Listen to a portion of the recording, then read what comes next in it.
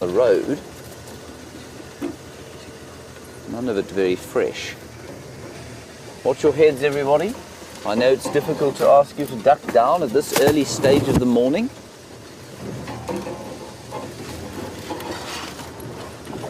We'll just ease our way through here and see if that hyena that came jogging along here or towards here has set up shop here. I suspect quite strongly that that is not the case, but we'll have a look anyway. It may have been that the hyena that was running this way, of course, hyenas have tremendously powerful senses of smell, so it's well possible that it smelt something in this area or heard something meeting a hapless end, perhaps a duiker going "Wee!" as a leopard jumped on it, and the hyena then will try and pilfer whatever meal it can. Wimpy, I don't think there's a great deal of new activity at this den. What do you think? No, I think it's vacant. You think it's vacant? I would tend to agree with you. So we'll just ease our way around here. That's the den side, everyone. That used to be where the hyenas liked to be. And let's just have a quick listen. We'll be very quiet for about 10 seconds. Well, VM awkwardly points the camera at me while I'm quiet for 10 seconds. So thank you very much, VM.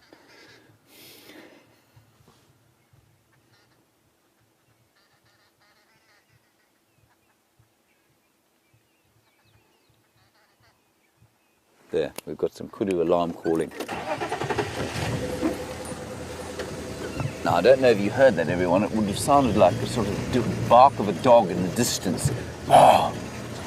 And sounds like in the region of Treehouse Dam, which is over in that direction there. So south of where we are now, Treehouse Mine at the moment. And so we'll drive around there and see what we can find. That's quite exciting. Now, remember that while our eyes are not bad for animal eyes, our ears are greatly underrated as sources of finding game and animals, because we tend to be, well, we just don't use them in the same way that our human ancestors used to use them, but our ears are pretty good. And so stopping and listening is a crucial part of what we do. Now that kudu could be just alarm calling at the hyena running past. It could be alarm calling at a leopard in the area, and that's actually where Steph had some kudu alarm calling yesterday morning. So I don't know, maybe there's a leopard that's had a kill there for a few days. Watch out there, Wimpy.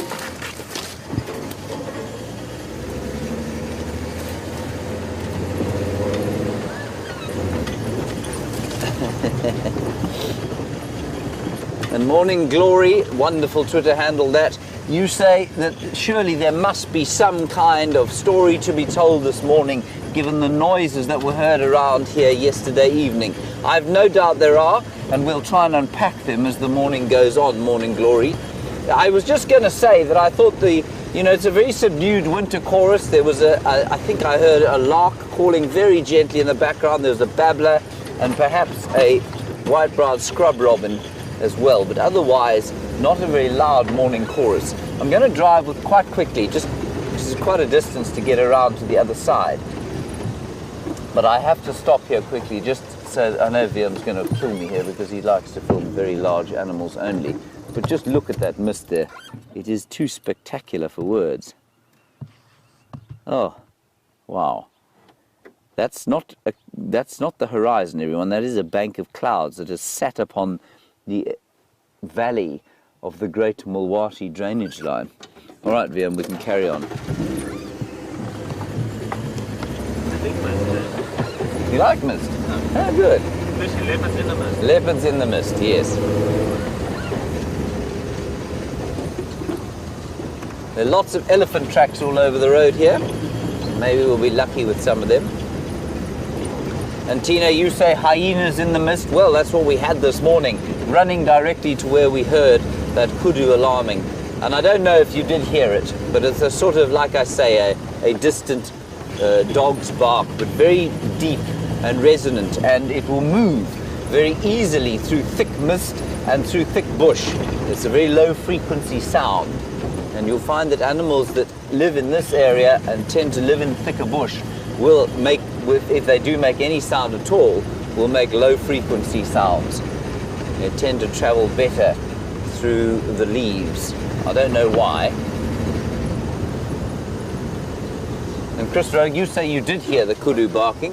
Chris Rogue, you obviously have a very fine set of speakers or earphones. That's great.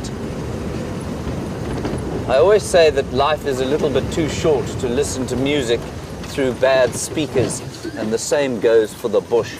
Right, here are some zebra, so we'll have another listen while we're over here.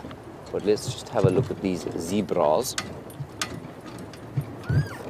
which don't look particularly terrified by life, indicating that they're unlikely to be attacked very shortly by lions. There's also a giraffe up ahead. Oh, and an impala. It's all happening, Liam. Let's quickly go forward.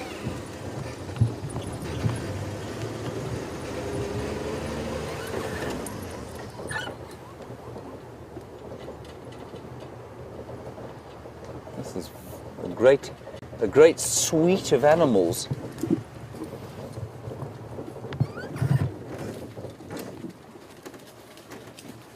The first zebra sighting we had today was rejected by VM on account of the fact that he said we needed to find a leopard.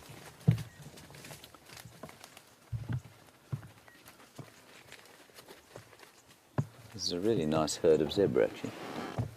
And there's our giraffe disappearing into the bush. They, of course, linking to the kudu and their low-frequency alarm bark. We're pretty sure that giraffe communicate with a low-frequency rumble, in a bit like elephants do. And they, of course, are browsers, so they're often found in relatively thick bush. There we go. And just quickly, Liam, if you don't mind, the impala, I know that they're frightfully common, but there they are. Let us not look a gift impala in the mouth. Yeah, but it would help if you're not parked behind the trees. I'm sorry about that, Liam. You know, you come back from leave and, you know, it takes a little while to get back into things. Just rubbing his horns there on the bush. Okay, I'm not going to tarry here, everybody. I think we should carry on and see if we can't find what that kudu was alarm calling at. Is that right, Liam? Who wants to leave now? Exactly, I want to leave now, Liam.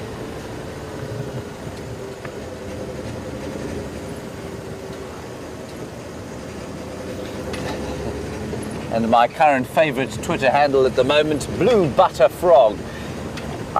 Blue Butter Frog, you want to know when it's misty like this, is there a fresh smell? Yes, there is. There's always a fresh smell, but this one is particularly fresh because of the moisture in the air, absolutely. On a kind of dry winter morning, you find that it is still fresh, but it does smell a bit more dusty. Now, Liam, this is around about where we last saw Shadow, of course, you and I, when we were still friends. I don't know, we stopped being friends. Well, you just started shouting at me, you know, and I feel you don't like me anymore. See, he didn't deny it, everybody. He didn't deny it at all. I'm just thinking of...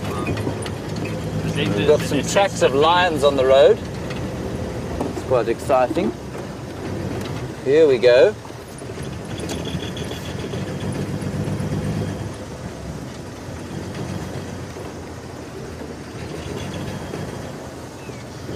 Karen, you say the misty morning would also be nice for wild dogs. It most certainly would.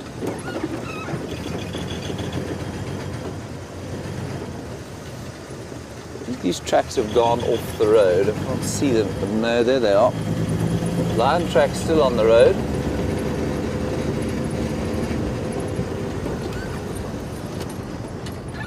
Let's just drive slowly down here and have a listen. Brent, by the way, popped a tyre before he'd even got going. That's why you haven't seen him yet.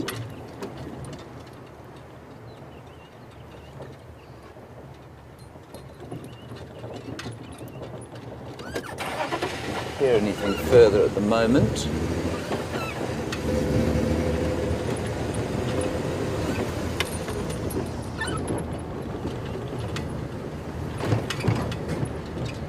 always a little bit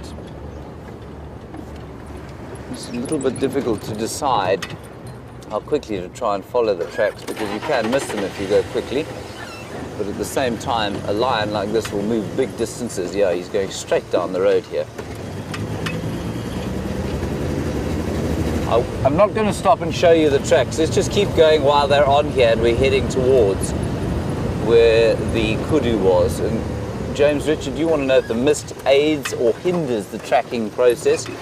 When it's like this, I don't think it makes any difference at all. Obviously, when it's very thick, James, well, then it can hinder it, certainly.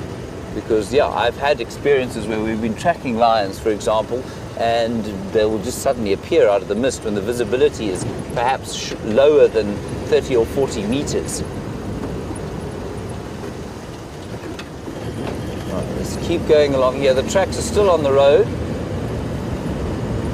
Now, this is where I thought the kudu were calling. There they go. They still go down the road here. Wouldn't it be nice to see him appear out of the bushes?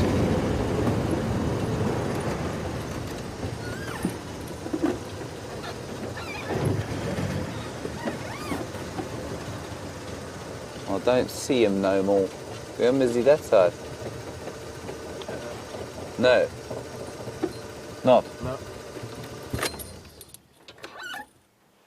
Just going to be quiet for a second, everyone.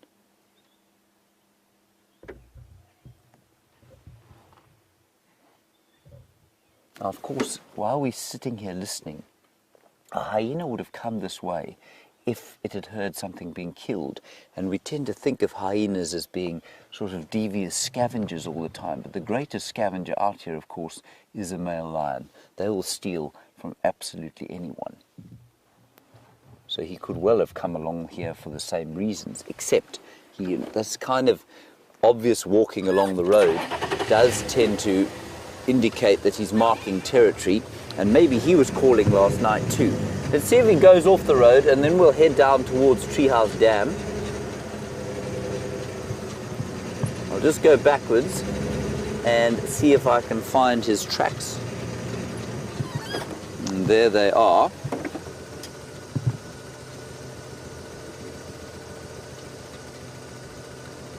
I don't see where they go though. Vyumpi, keep an eye on the other side there if you don't mind. Nothing.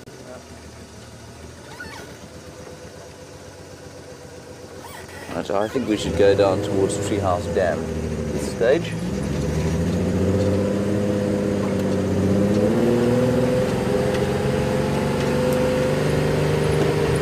We won't go backwards all the way, everyone.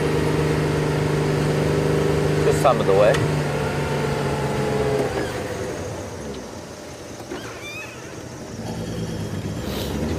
There's a little bit of water at Treehouse Dam, so it's possible, you know, that something met its end while it was trying to have a drink there last night.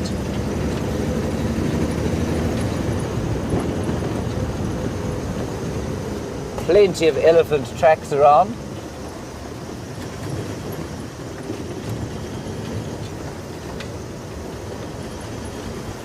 And Chris Rogue, I suppose, dovetailing with James Richards' question, does the moisture from the mist enhance the tracks? Yes, I suppose it would. In some ways, it would make them more obvious. They would reflect more light from the little bit of moisture on them. The contrast would be that much greater, especially if there'd been a heavy dew and the tracks were fresh. Then that dew surface would, of course, be broken by any animal walking down the road. And that would break the tracks and it would make it a bit more obvious. At the same time, though, after a heavy mist and a heavy dew, if we'd had a lot of sunshine, that would then cake the tracks and it would make it quite difficult to age them.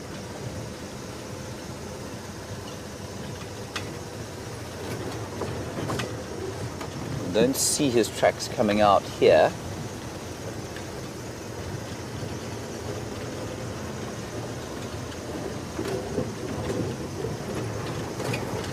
So what we'll do is we'll continue off to the east and then do a sort of loop around.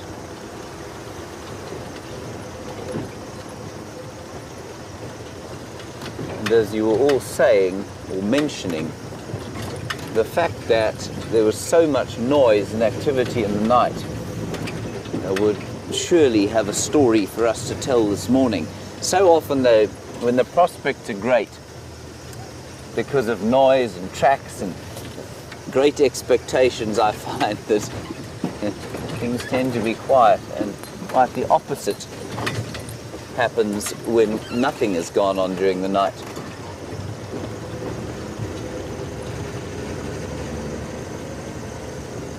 We'll just have another little listen here. Remember, there's some lovely mist off to your left-hand side, your new favourite thing. I wouldn't go that far. Not that far, okay, fair enough.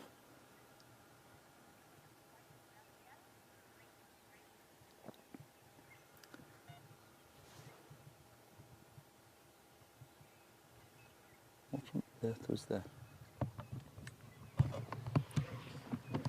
Alrighty, while we discover what's happening around here, let's head across to Brent. He has managed to fix his tyre, and I'll see you briefly. Welcome to the Sunrise Safari. Sorry we're a little bit late. I'm absolutely filthy. I've been in the dirt changing tyres with very little help from the camera department. And there's the camera department. He didn't want to ruin his thumb this morning. So it's Brian and myself out on the Wendela. So the killer bees are out in full force on this gorgeous Sunrise Safari.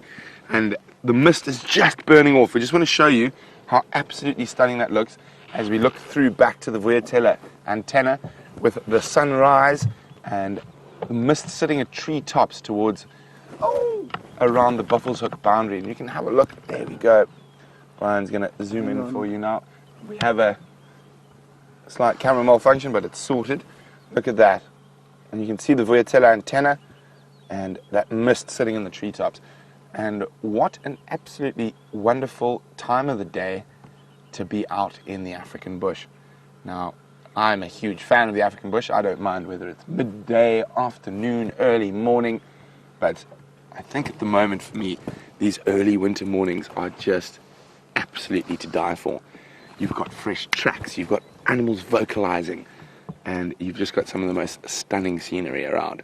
But it is going to be a very, very exciting sunrise safari. Of course, we have Commander Bond in the other vehicle, making lots of jokes and battling to track animals, but I'm only joking. So hopefully James has some luck with those lion tracks, because James is on lion tracks. I'm going to focus on leopard tracks this morning. And we had such a wonderful leopard day yesterday. I'm just hoping we can continue our luck. So let's get going and see what's out and about in the wonderful wilderness of Djuma Private Game Reserve.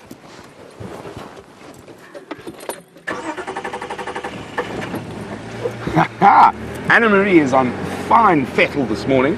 Anna-Marie would like to know, what is the average life expectancy of a tyre in the bush? Well, it depends who's been driving the car, Anna-Marie, to be honest.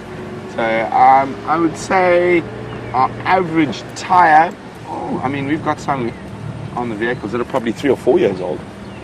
And it just depends. So we've got really thick tyres. They are 16 ply tyres on the base. So there are 16 layers of rubber on the base, and the base is not actually our problem most of the time. It's the side walls get sliced by sharp branches.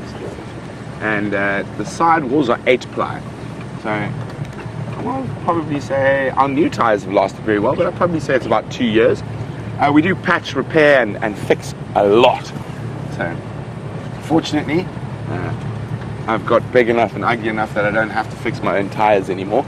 But it's not a fun thing. You need tyre levers and all sorts of things, and these are very hefty tyres to get off the rim. But fortunately, we have wonderful gentlemen at the Djuma workshop who fix our tyres for us for a small nominal fee. And we're going to go now have a look for leopard tracks. I'm still convinced Queen Karula and the cubs are hiding somewhere on Djuma. If you're not sure who Queen Karula is, she's our dominant female leopard. She's got 2 gorgeous cubs at the moment. But speaking of tracking, I need to find those tracks. So let's go to James, who's got some lion tracks.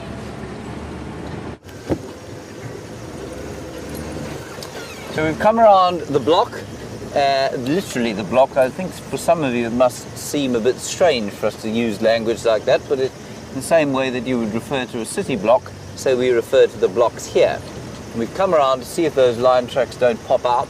They haven't as yet, as far as I can see, so we'll just keep doing a loop around where the hyena went and possibly then where that male lion went. His tracks did not pop out going towards the dam there. There was an elephant very cross somewhere around the camp this morning, and I wonder if it wasn't if it didn't stumble across one of these predators. But who knows? Of course, the road is the bush newspaper of the morning, and therefore will tell us the story of the night.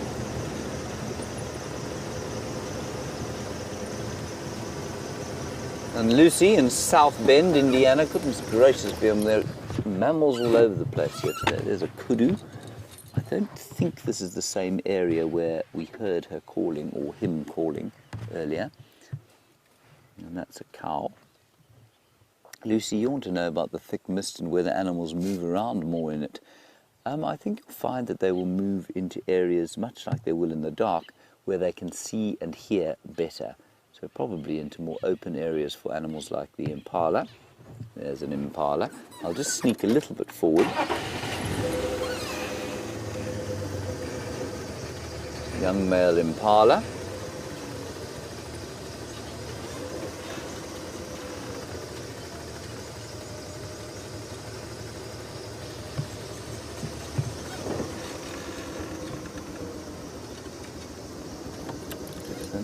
Particularly confiding at the moment. I know that that one is behind a tree. There he goes. Join his mates.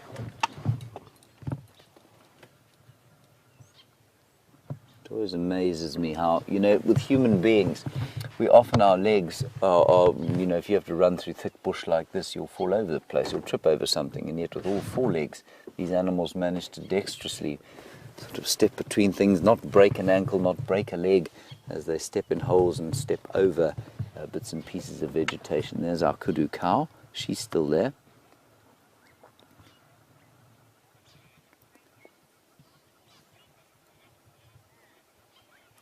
Well, Joey, a very nice question. Sorry, I think often, one forgets that the perspective on the screen is difficult to, it's difficult to gauge the actual size of animals.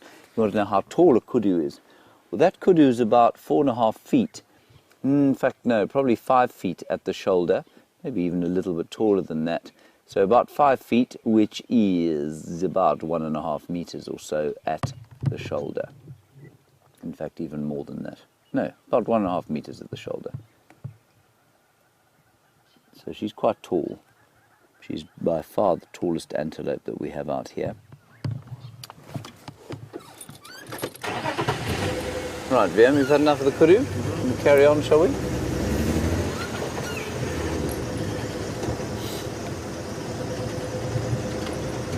It's turning into a rather glorious morning. The light is remaining soft. Yesterday the sun came up and it immediately kind of washed out. Those kudu and impala looked particularly relaxed about life. So what we'll do is we'll go, there's another road along here to the right-hand side of your screen. We'll take that one, see if it'll come up with anything there, and if we don't, we'll go back to those last tracks. There's a line track there down there. You see them there? On the right-hand side. Oh, there they are. That's right. Well spotted, Viam. Where he's gone from there.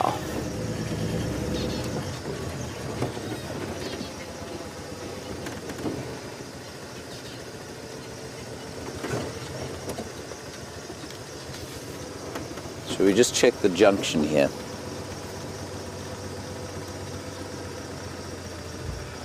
Of course, they are doing some road modifications, and so some of the areas are very crusted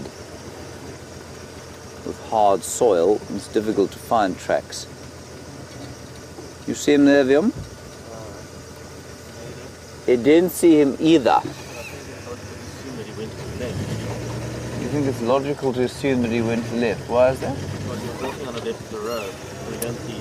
All right, I'll go with your logic. He may have just walked across the block.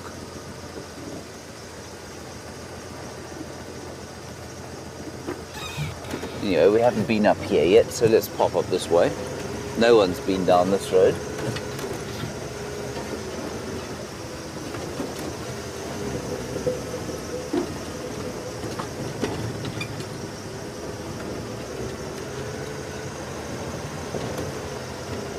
I don't see his tracks here.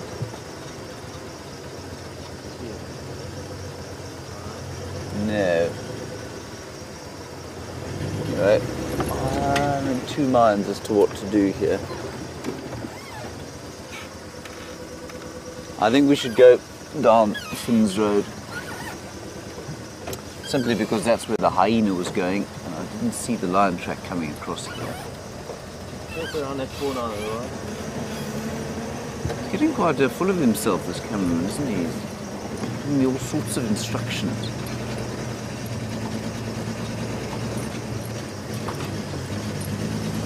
One likes to think of oneself as being in charge.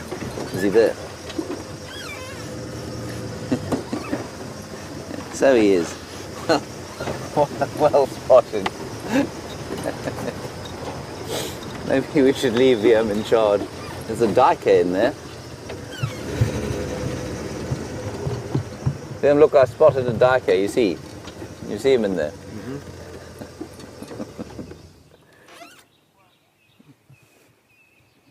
Just to prove that I'm not totally blind. That is the common or grey diker. Now, where did this lion go? I can hear the very loud sound of Brent Leo Smith's voice not too far from here. He's up over there. He could actually be another sort of 10 or 12 kilometers north of us. Jody, you say you think you saw an antelope hanging in a tree about 100 meters back. You sure? We'll have a look. We'll have a quick look. I suspect my great tracker VM Durenbrock would have managed to see that, but it's not impossible.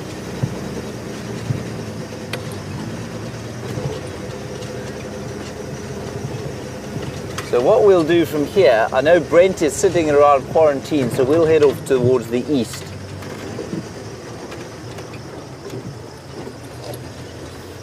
Graham, do you see any antelope hanging from a tree, lifeless?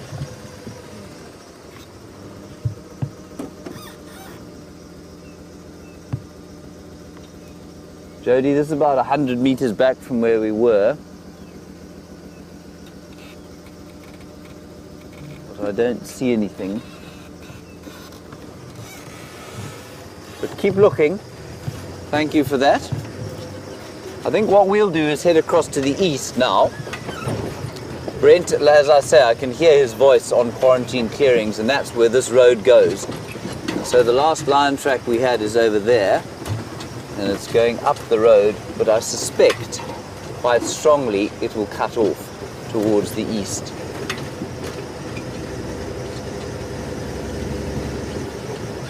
Oh, that's always a nice thing to see on Game Drive.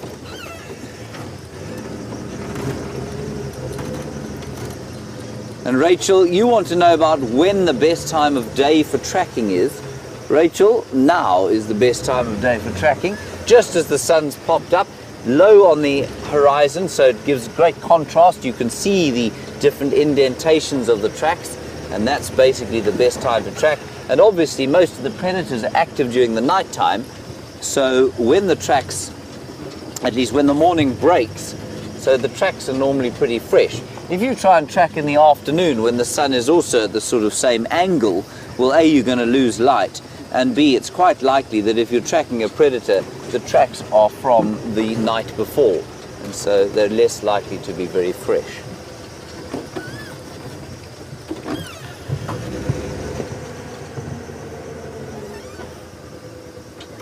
No, nothing in there.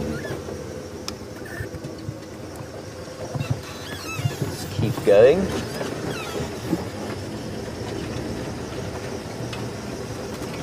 We will stop at whatever else we see, but we're heading vaguely in the general direction.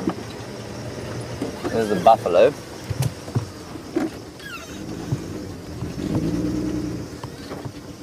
And curious one, you say you too saw the thing that Jody thought may be an antelope hanging from a tree.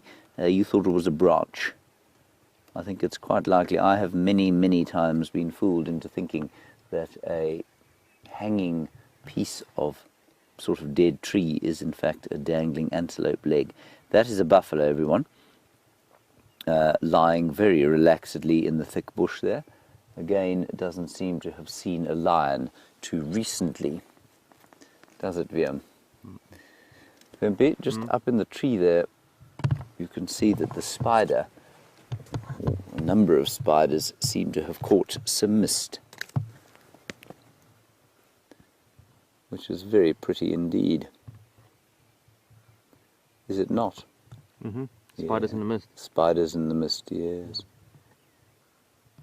Just somehow it's not going to be as popular a movie as Gorillas in the Mist, is it?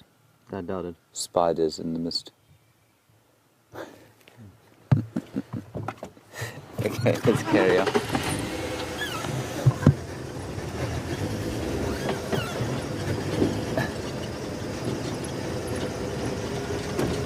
Righty. Seems to be a great plethora of bird life out here this morning. But maybe we'll find some hornbills sitting on the tops of the trees, catching the first rays. There's one. It's not sitting on the top of a tree though. We're just going to keep going through here for the next little while and see if we can't pick up more tracks. Like I say, there has been quite a lot of activity around Quarantine where that last track was heading. The general direction was in this direction. There's another male impala. Now look at him. I don't know if you can see behind his eyes or around his eyes. His face looks quite blackened and bruised. And I'm interested by that because I thought they would have stopped fighting with each other, but many of the impala are showing signs of the rut. They've got really kind of damaged eye sockets and their faces look battered and bruised, and they're often quite stiff in the front of the shoulder from where they've been boxing with each other. Fighting over ladies, very bad idea. That's a young male. He wouldn't have been doing too much fighting, and you can see how he's fluffed up his fur in order to trap the air underneath it on this, well, relatively cool morning. It's not very cold yet. But he won't have, he doesn't have, I don't know if you noticed, we saw it very briefly with that other adult. This guy's eyes look absolutely fine. The other chap looks dazed and bruised. Oh, that's wonderful, Viam. Very nice. That does tend to happen to me quite a lot, really. See an animal and it relieves itself of any excess weight. Right, that's the end of that sighting. Thank you, Viam.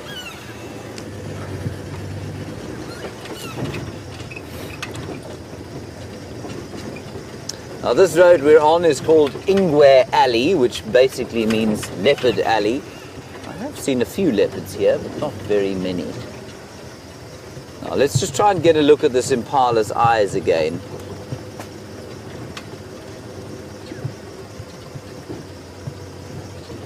Or his face generally.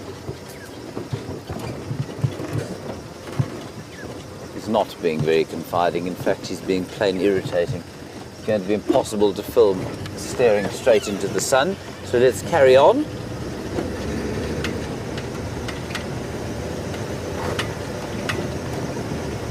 We're going to pop out on what is known as Twin Dams Road, which is the road that goes through the sort of middle of the reserve, parallel with the great valley of the Mulwati drainage line.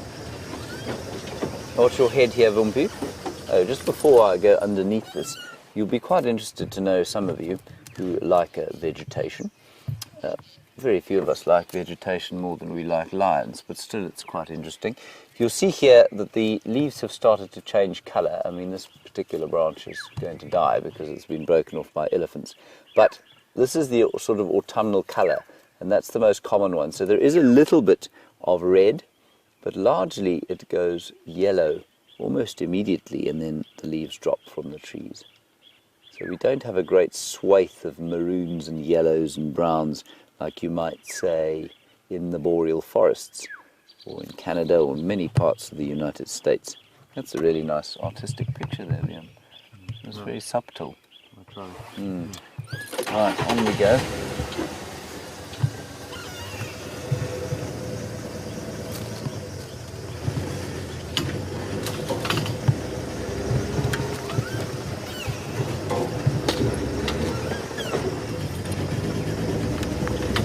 The drongo sitting on the branch. Get a quick look at him. Oh, don't fly away. There he is. That's the fork-tailed drongo. He's not alone in this tree. There are a couple of leaf-gleaning birds. There's a woodpecker. You hear it? We'll see what else we can see here. Oh, there's a red-headed weaver. Without a red head. You hear that woodpecker? Can you see him, Jim? You got him? Yeah, my viewfinder was fogged up. Fogged up. I think he's gone now. No, I can hear him. There's a scimitar bill.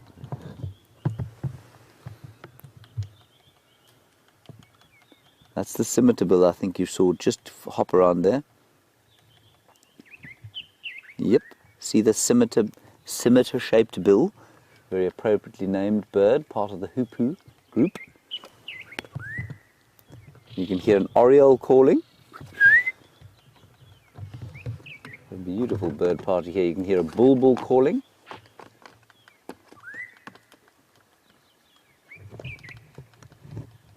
Where is the woodpecker? It's tapping away from the lightness of the tap. I would say it's probably a cardinal woodpecker, but I can't see it.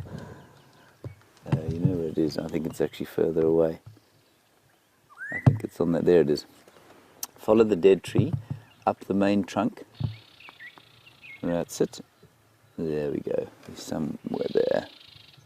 Yeah, that's him there. You got him. A little bit too down, but there. There, you can just see him there moving in the middle of your screen. And what is he? The redhead. Yes. The first time I ever said to somebody, you know, I saw a woodpecker, he had a red head. This was a fairly harsh trainer I had. He slapped me about the head and he said they all have red heads. I'll show you a picture, everybody, of what I think it is. He's also got a bit of brown in front of the red, and that's going to be quite telling. There are no further alarm calls, though, so I don't think our lion is too close by here unless he's gone to sleep, which, of course, being a lion, he may well have.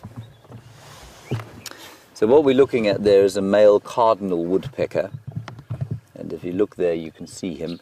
And yes, he does have that very distinctive red head, but he also had that little bit of brown in the front there. That was very distinctive. And very light tapping. He's the smallest woodpecker that we get here. Alrighty. Now, apparently, even though we get 4 woodpeckers here, and South Africa has about 9 species of woodpecker, apparently the family the woodpeckers belong to is very poorly represented in Africa, and much better represented in the New World, where you get, of course, the enormous woodpeckers, which are about a foot long. There's another kudu.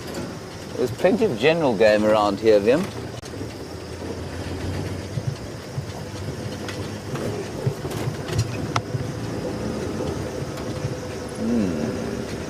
North or south, Vim? South. I agree. Safari Dean, you want to know which bird VM reminds me of? I'm going to be careful here, of course. Liam, you remind me of a Scops owl, I think. I think a Scops owl. Would you like to be a Scops owl? They're not fast enough. They're not fast enough. They're pretty fast. What bird do you want to be? I'm a falcon. A falcon. Okay. Not sure I'd describe you as a falcon. I'll describe Brent Smith as a hardy-dar. Yes, Brent Smith is a little bit like a very large hardy-dar. Yes.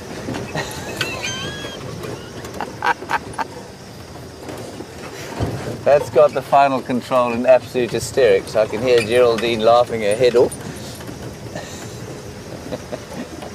I do hope that Kirsten will tell Brent that VM described him as a hardy-dar.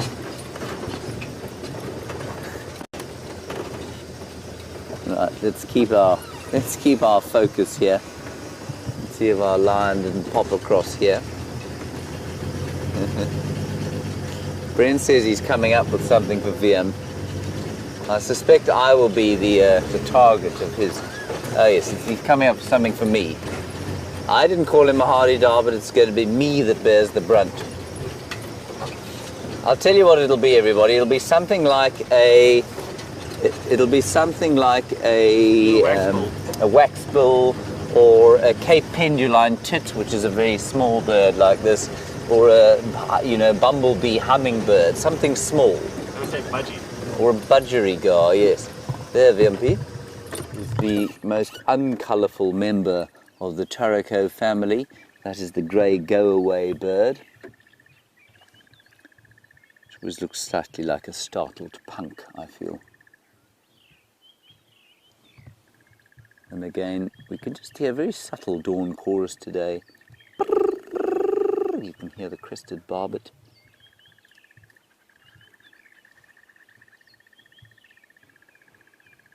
And that Luri or Turrico is just enjoying the first rays of the sun.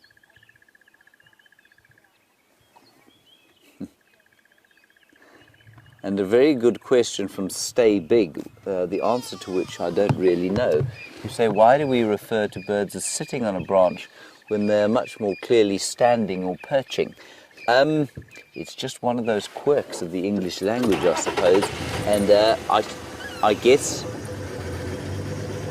it's because they look like they're relaxing, maybe? It's a very good point. I've honestly never thought of that at all. I do wonder where that lion went. Wimpy? Mm-hmm. What do you think? We need to go check Gowrie Main. Gowrie Main. Okay, Vian, we can go and check Gowrie Main. If that's what you want to do. Yeah, no.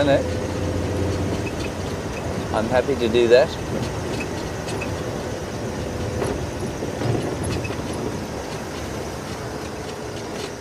That's a very nice point from Chris Rogue, who says that as much as VM eats, he should be known as a spoonbill. Yes, VM does eat a great deal. Often he brings a spoon with him on drive, and he often leaves it about the place. VM, what did you bring for picnic today? I think I got an Archie. An Archie. Mm-hmm. An Archie, everybody, I think is called a clementine in most parts of the world.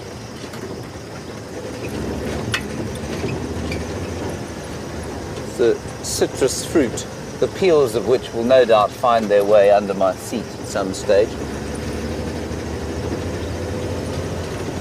He also gets on the car with a very large flask of coffee most mornings. What's the current mix, Pia? 3 spoons Milo. Yes. 1 spoon of coffee. Yes. Like a dash of cream. Yes. 1 spoon of sugar. Right. Hot water and milk. That's quite a mix.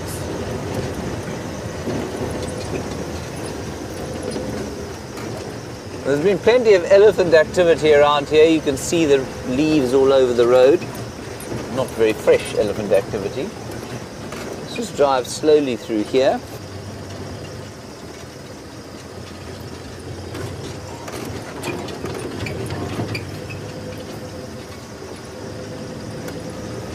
rather interested as to where that lion should have gone. We're obviously going in a different direction, but somebody else has checked quarantine clearings. So, I'm not sure where he went.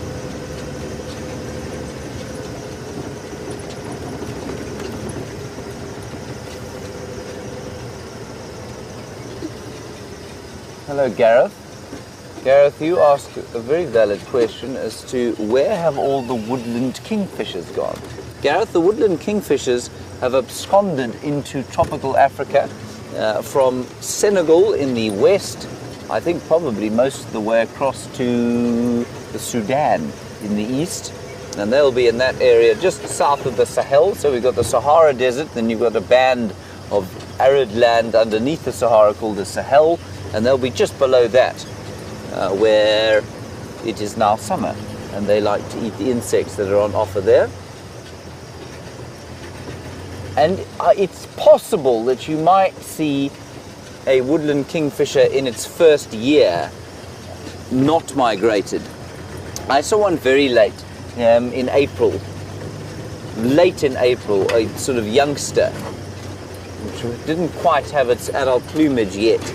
And you might find one or two migratory birds who were born this year or during the last breeding season. They might not migrate, but I think it's highly unlikely. And I certainly haven't seen any now for at least 4 weeks. But that's where they go.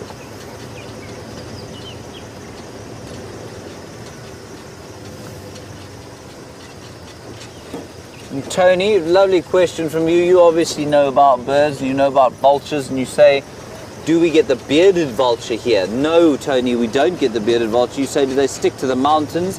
Yes, they do. And largely down to the high veld, where sort of between the Free State and the Drakensberg, or the Natal Drakensberg, and they hang around there. And the bearded vulture, everybody, has the remarkable sort of habit of picking up a bone, taking it up to a great height, and then dropping it on the rocks in order that it might get the marrow from the middle of the bone. And we had a long discussion yesterday about marrow and the nutritious nature of marrow in the bone. Here's another impala, a ewe.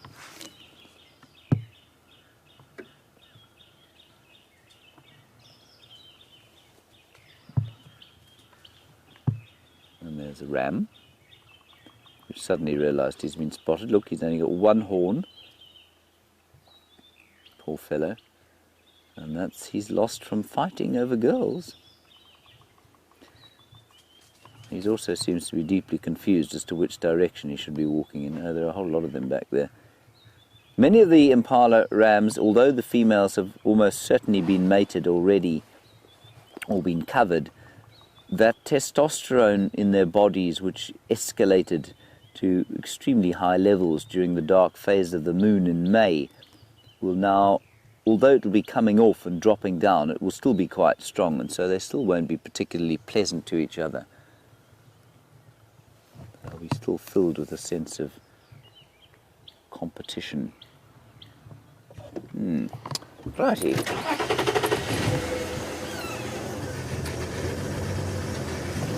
Maybe I should just quickly, before we carry on, show you a picture of a bearded vulture so that you know what we're talking about, because they really are quite impressive birds. And I can also just make sure of my memory of its distribution.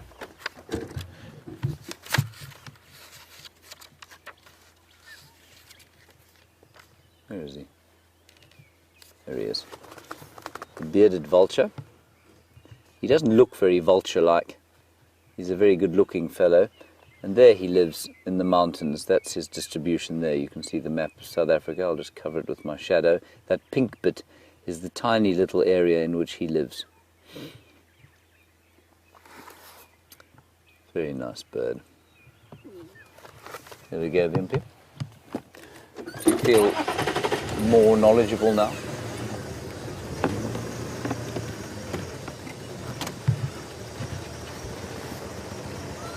And Jeffrey in Texas, I don't think I've heard from you for a while, Jeffrey.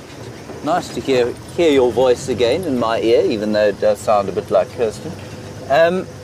You want to know what are some of the animals that the indigenous people out here might use for medicine or for traditional uses? Well, the vultures, of course, are suffering horribly, we think. One of the major reasons that their numbers have plummeted so hugely in the last few years is because they are used in traditional medicine quite a lot. There is a large tree that I will be unable to move by hand. And just want to see which the best way round is.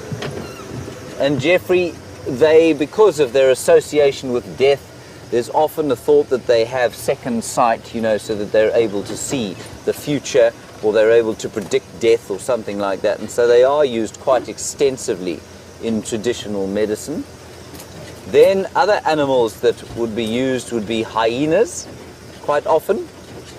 Hyena parts fetch enormous prices with the traditional healers out here. Lion parts as well. There was, in fact, I think yesterday, a very large bust. The cops arrested a whole lot of people with lion feet, so they are in high demand. And then the other big one, of course, which you don't see very often here, is pangolin. And you know, Brent saw a pangolin the other day, and that's the scaly anteater, if you like. And their scales, keratinous scales, made of much the same material as rhino horn, for example, are considered to be either auspicious or used in various kinds of potions and concoctions. So those are the major ones, Jeffrey. But I just must reiterate here that although, yes, there are hugely deleterious effects because of population numbers, and so yes, vultures are being affected largely by the depredations of local healers who are trying to get parts.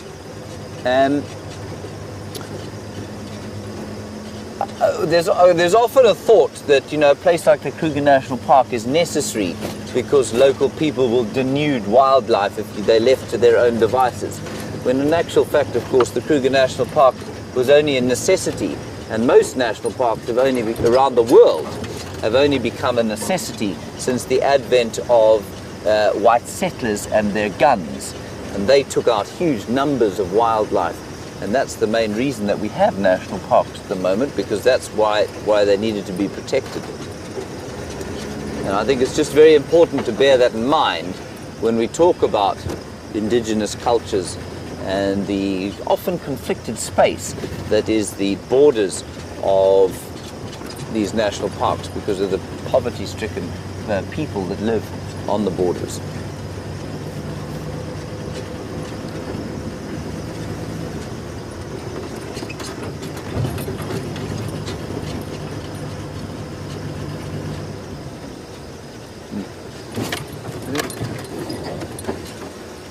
Very nice question, James Richard, to which I'm afraid, like Jamie apparently the other day, didn't know the answer. I don't know the answer. You say, is there a local word for feather? Yes, there is almost certainly a Shangaan word for feather. I don't know what it is. The Shangaan word for bird is shinyanyana, which I think is a lovely word. And most of the species here will have a local Shangaan name as well. But shinyanyana is the sort of generic term for bird. And I imagine feather is probably quite a similar word. And I don't know of any folklore around the use of feathers. But starting soon, of course, in this area, and you've met him already, is Hubert. And Hubert, of course, is going to be doing a lot of our game scouting, our tracking out here. And he is from the local area, and he has a tremendous amount of indigenous knowledge. Oh, Wimpy, that's a hornbill. Yeah. Very nice. And so, you know, you can read a lot about supposedly indigenous uses for things, but for me, it's much better to get it from the horse's mouth, as it were, because uses of traditional uses of plants and animals and beliefs have changed so profoundly over the last 200 or 300 years that chatting to a guy like Hubert when he comes back from leave is going to be far more, I think, interesting than reading these sort of things out of books. That's true indigenous knowledge now. Now apparently there are squirrels alarm calling at the Juma Pan, but I'm not going to rush there unless something is seen having a drink. We're going to keep going along here. Squirrels will alarm call at just about anything. And Brenty, I think, is in that area.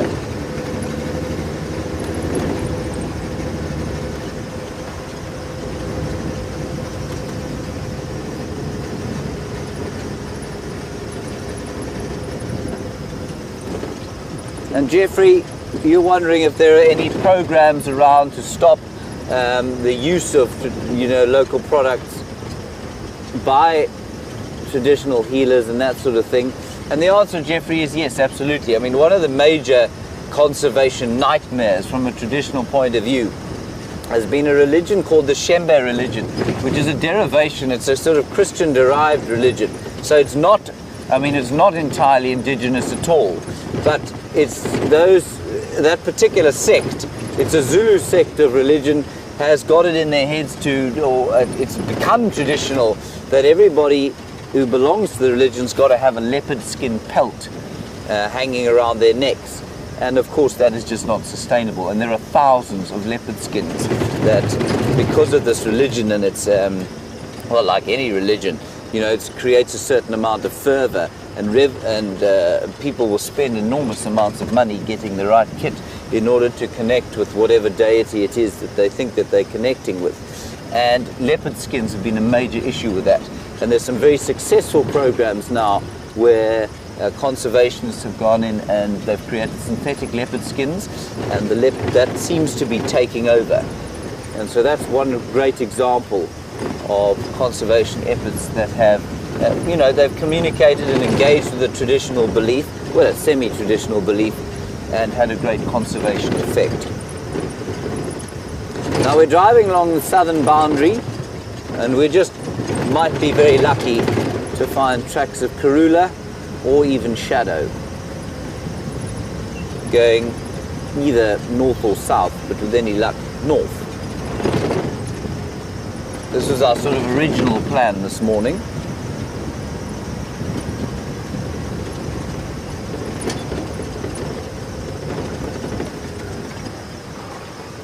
The drongos are going crazy. They're catching things out of the air. They're hawking insects, and it's going to be almost impossible for you to see.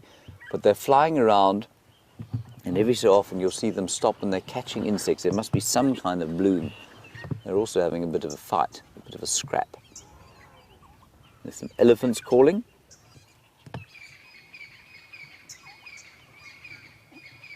That's really cool. That's the fork-tailed drongo, everyone. Pretty common bird in these parts.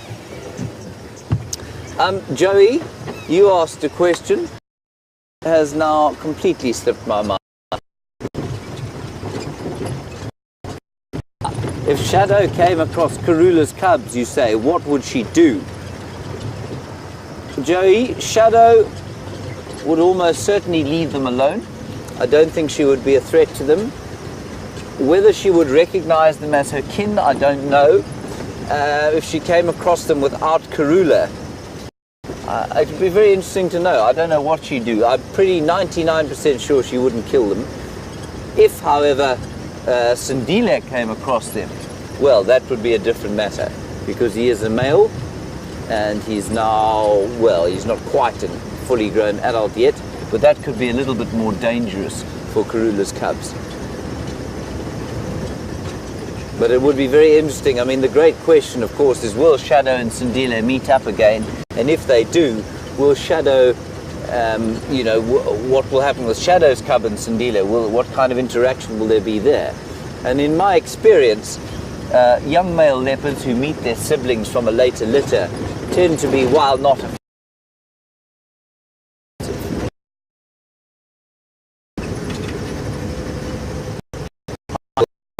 going along the road hoping that we're going to bump into Sindile, and we'll know him immediately, of course, because he will have a collar on. And the Sabi Sands is monitoring his position all the time. We don't get information every day on where he is.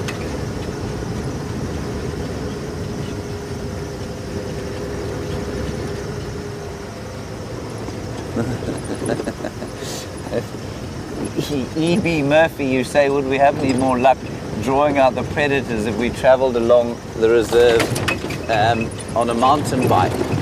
E.B., yes. Well, no, we wouldn't draw them out. But certainly lions do react to bicycles. They don't like bicycles. And they often, well, sometimes they do like bicycles. And they seem to be mesmerized by the spokes going around. And you hear quite a few stories of cyclists riding in wildlife areas having to get off their bikes as soon as they see lions, because lions, of course, will react to you on foot completely differently to the way that they will react to you when you're on a bicycle. Now, I don't see any further leopard tracks along here, so we'll turn back towards the north at the next road. And it's interesting, Brent reckons that Karula is still on the reserve, and I think that's probably quite likely, because we have not seen her tracks going out.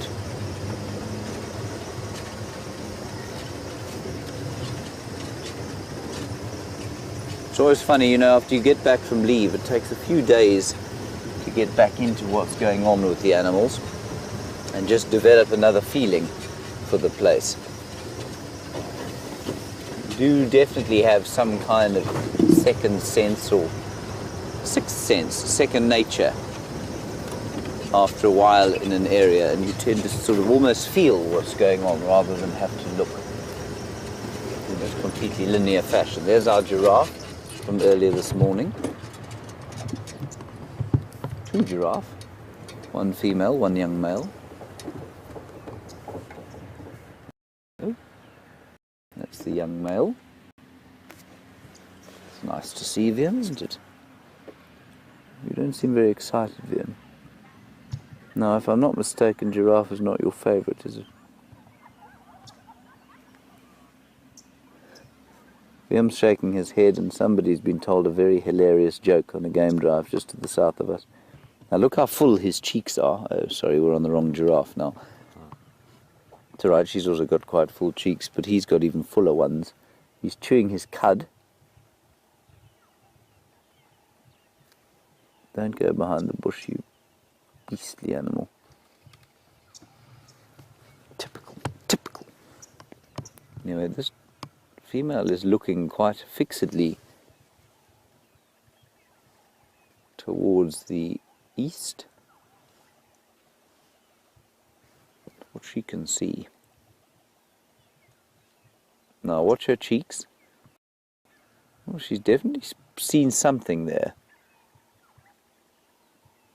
That is the direction that we're going to sort of head off in.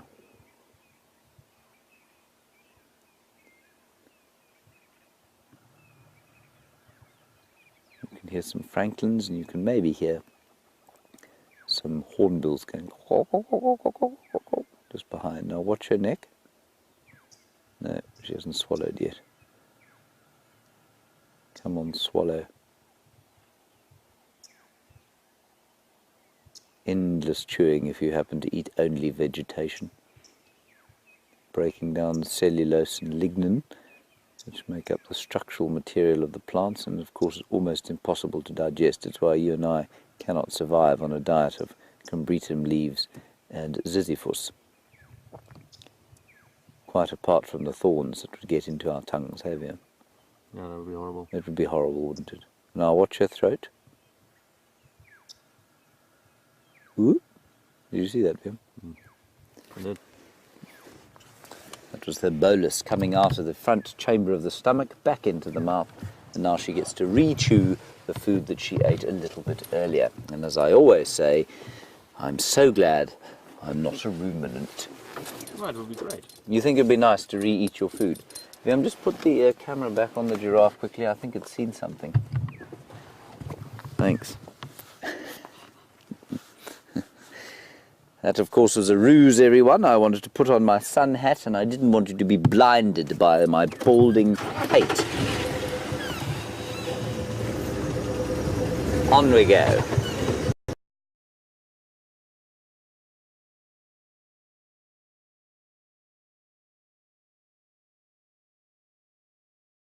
Right. Right, Brent Leo Smith has managed to stop his filming. Well, Jean-Andre has been filming him, and so he is ready to give you an update, and I will continue into the rising sun.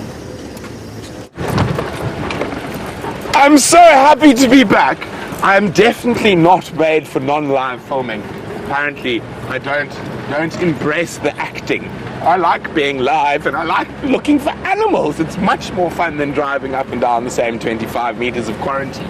So, there were lions roaring to the north. There are lion tracks all over the place. And what I actually had to do to get out to be live with you is I brought my stick and I hit Jean on the head, and we've left him unconscious in quarantine so we can actually go look for some animals. No, I'm only joking. He's back there still behind me, irritating me. But he's given us permission to go look for some animals. So off we go. I'm really excited not to be doing behind the scenes again. And I'm very excited to have you on the vehicle. So if anyone has just joined, Jean has been making Brian and I wave our hair in the morning light, driving up and down the same 25 meters of quarantine. Brian and I, as a joke, in between one of the serious shots, we did a bit of a head banging with our long hair. We rocked out, but now I'm hoping to go find another creature who's got long, beautiful locks like Brian and myself, and that's a male lion. And if you want to ask us questions about what we're doing, if you're a little bit more interested, normally I say ask us questions about the bush, but this has been a very interesting experience for me, so I'm happy to talk about it with you. So pop me an email at questions@wildearth.tv or use the hashtag SafariLive on Twitter. You don't only have to ask questions about what we've been doing behind the scenes, you can also ask us about the wonderful natural world that surrounds us. Oh, I'm so excited to be away from that. So, I did hear some elephants as well while we were doing behind the scenes, somewhere in this general vicinity. But I'm more interested in finding those lion tracks. But of course, we will have a look at anything that is not genre with the camera and has a heartbeat, or doesn't. I honestly find every dry blade of grass more entertaining than being behind the scenes. But I understand we have to. Oh, hello! It's a heartbeat. Very pretty little heartbeat.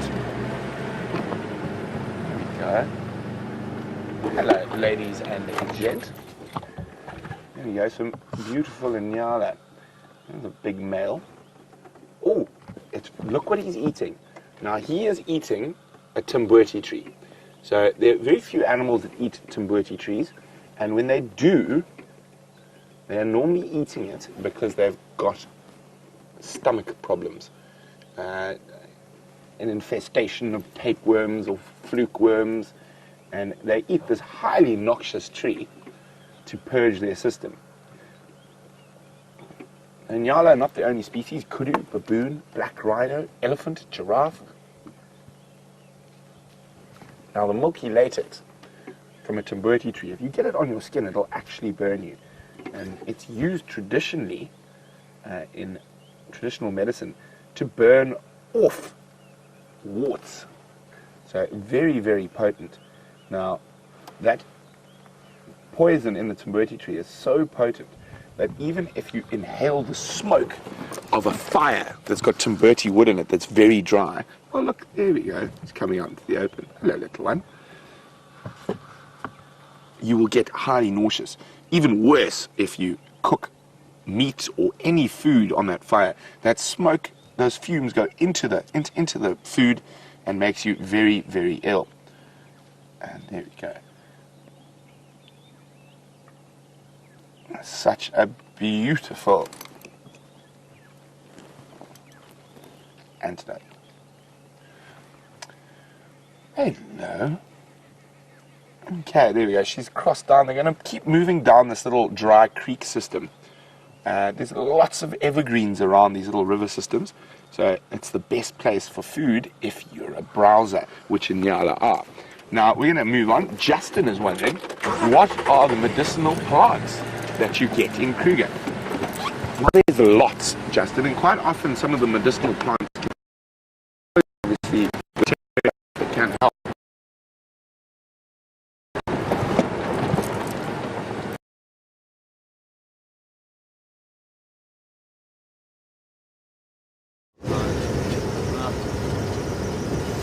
Right, sorry about that. Brent, of course, has gone black screen, so I don't really have anything particularly interesting to say to you other than there's a zebra here.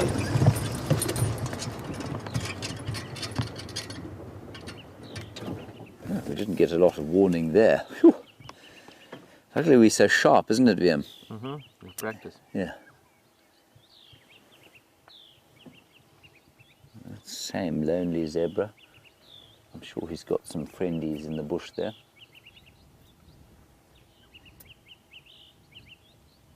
He's got a hornbill friend just above him. 2 hornbill friends. It's nice to see. We're going to go up the road, everyone, where I had initially intended going when Liam spotted the lion tracks again. And we'll see if we can't find something there.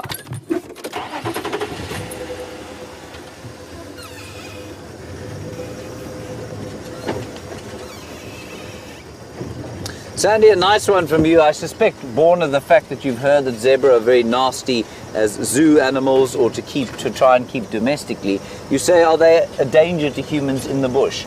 No. In general, not. Well, I mean, look, every animal out here is a potential danger to human beings because we're physically pathetic specimens compared with everything out here. But by and large, I'd say 99% of the time, zebra will run away from you. If, however, you were to somehow, and it would be almost impossible, but if you were to somehow corner a zebra so that it felt threatened and it felt like it had no option but to attack in order to make you go away, then you would be in some trouble, yes. Then they would be very nasty, and they are known to be particularly nasty to each other and to other species.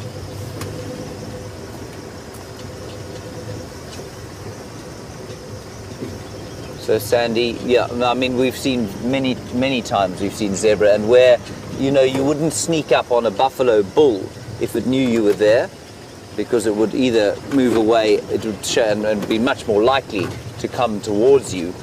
A zebra will almost universally move away, so it's perfectly safe to sneak up on them in the bush and try and kind of, you know, you can approach them very nicely, safe in the knowledge that they're highly unlikely to turn around and attack you. But were they to decide to attack you, I imagine it would be very unpleasant indeed.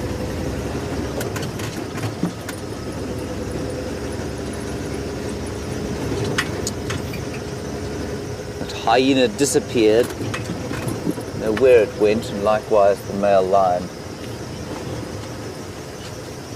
Alright, let's just quickly go and get an update from Brent. He does have signal again, which is good, and I'll keep on this road.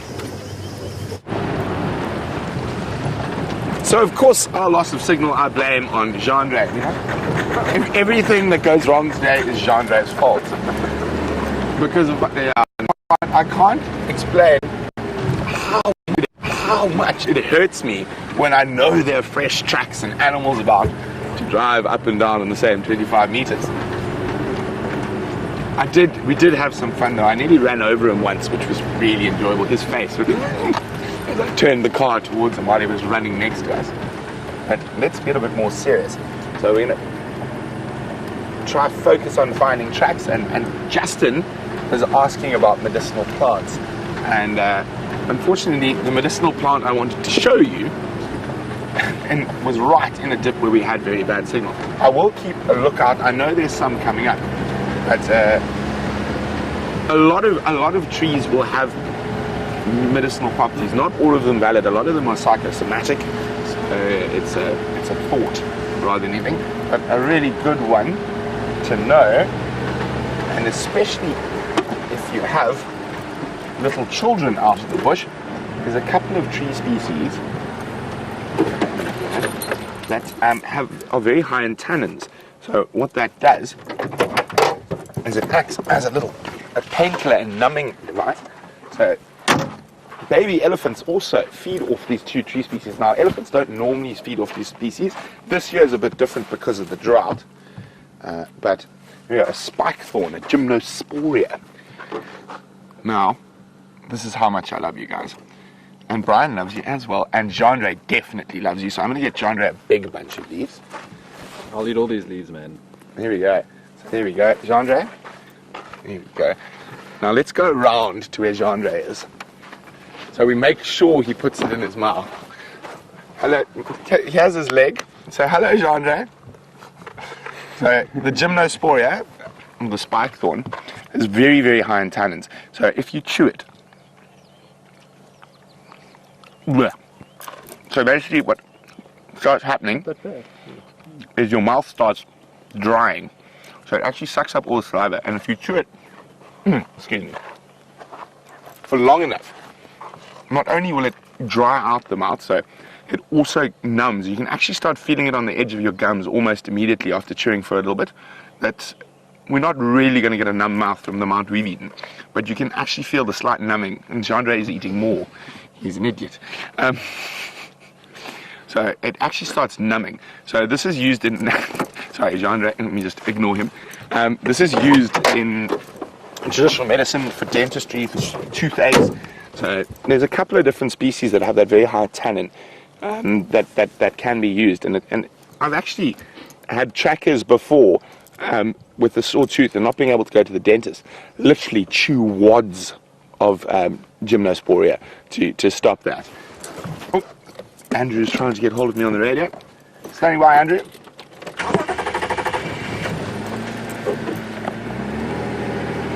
So Andrew's just looking for an update. I'll be with you in a second. Nothing further info. I'm busy checking Buffalo's Hook cut line, but no updates.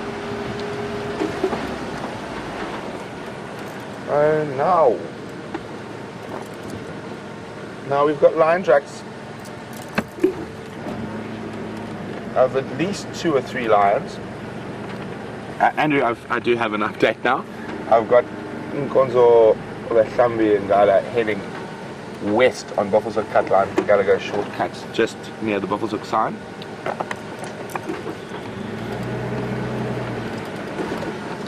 So, copy will do. So, there we go. You can see we've got quite a few tracks there.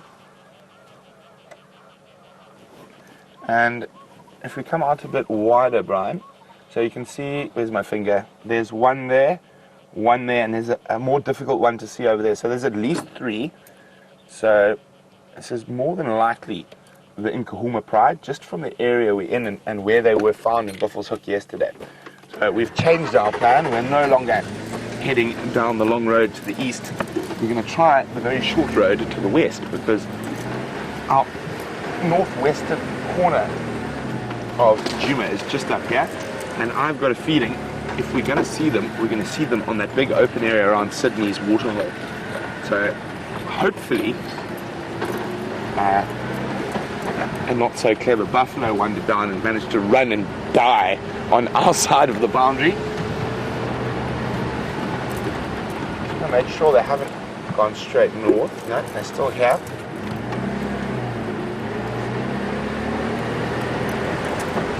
Okay, fingers crossed, guys. I'm definitely feeling a bit of luck. I think we deserve a cat after behind the scenes.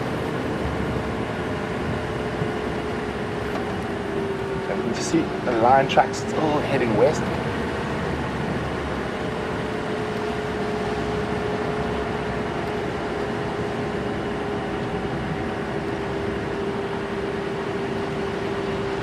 Now, since we're following lion tracks, Lynn in Michigan has heard us, and I think all of us talk about walking on foot, and 99% of the time you walk into lions on foot during the day, they run away or move off. And Lynn's wondering if she's got cubs, is her behavior going to change? Most definitely. She's possibly going to be a bit more aggressive. Normally what they'll do is they'll give you a growl when you're still quite far away, so you know not to go any closer. But I mean, I have been actively searching for a lion den and been charged close enough that I've actually had lions spit on my legs and been blasted with sand. So they are slightly more aggressive and they're more likely to charge. But when you get charged by a lion, there's a very simple rule. A noisy lion's a safe lion, a quiet lion's a dangerous lion. If a lion's going and shouting at you, it's telling you to go away. So, if the lion's coming quietly, it's time to sort of make your peace. And I've only ever really been charged quietly by a lion once in my life, and that was in the Eastern Kruger, and it was by 2 males, and they came completely silently from 70 meters, and they stopped at about blasting my tracker and myself with sand. That was definitely a scary lion experience I've had, and my used some bad words when we were shouting, but it was a very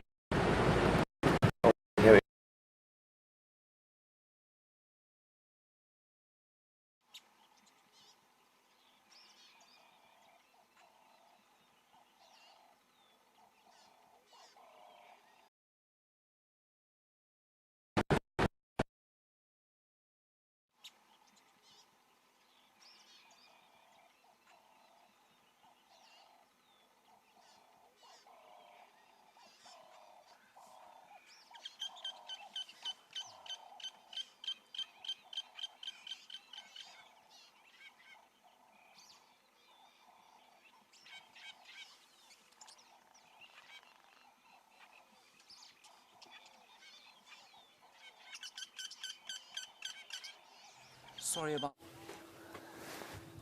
Hello everybody, we just got off here in Philemon's Dip to see if we could maybe find some further evidence of the lion tracks. The last one we had was over there, and I haven't found anything in this drainage line at this stage. So we're going to head up towards Quarantine. First, however,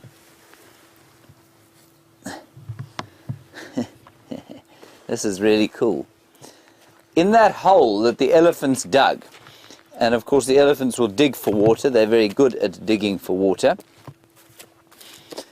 there was a snail, and he's just seeking out, of course this is a small example of a giant land snail, and what the snail is doing is seeking out the last moisture, of course, before they form a crust of sand over the top there, over the foot, and that's how they'll remain for most of the winter, unless they're found by some sort of predator, of course, which will then eat them, possibly without garlic and butter, which is distasteful. Not so? Mm. Yes. I'm going to put him back exactly where he was.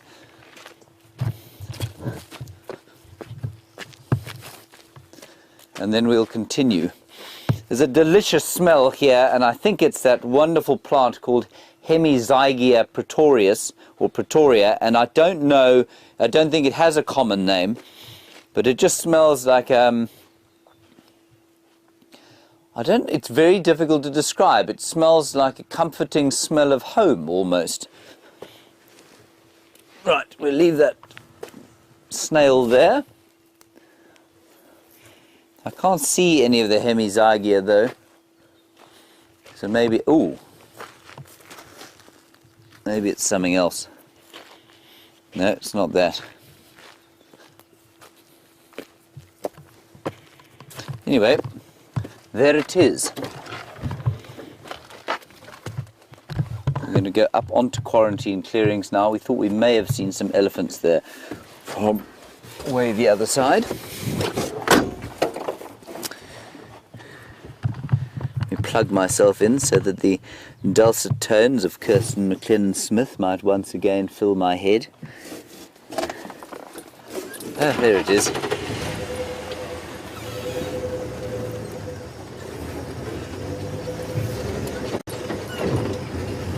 And we go.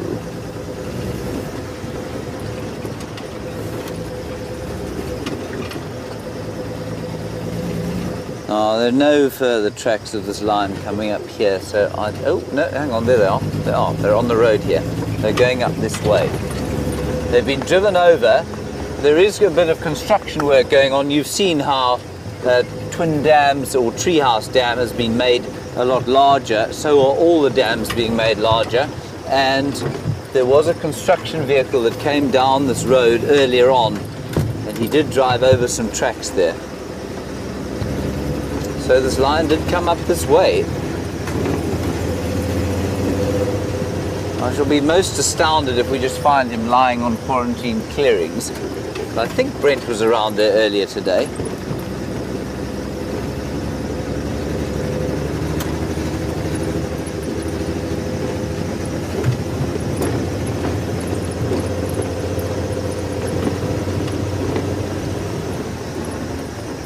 very, very fresh elephant down around here. We'll go up onto the clearings and just, they're going the other way though. We'll go up onto the clearings and be quiet for a while.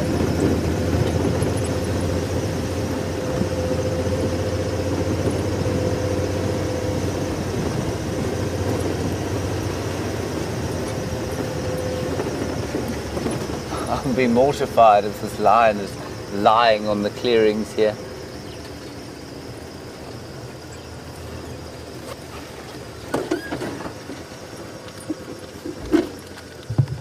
Oh, some angry impala. We'll just have a listen here for a while.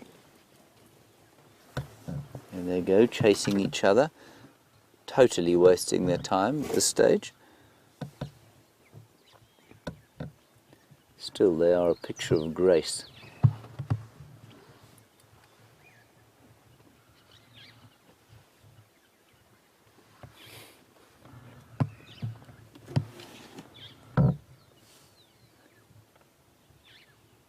I love watching them run. I just think it's the most wonderful thing.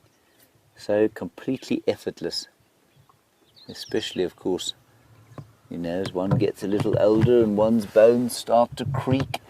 So the sort of a flush of running youth becomes that much more impressive. Yum. What are you eating? You see, he didn't just only bring an Archie, he brought himself a fairly substantial breakfast bar as well. Oh, you found it in the car?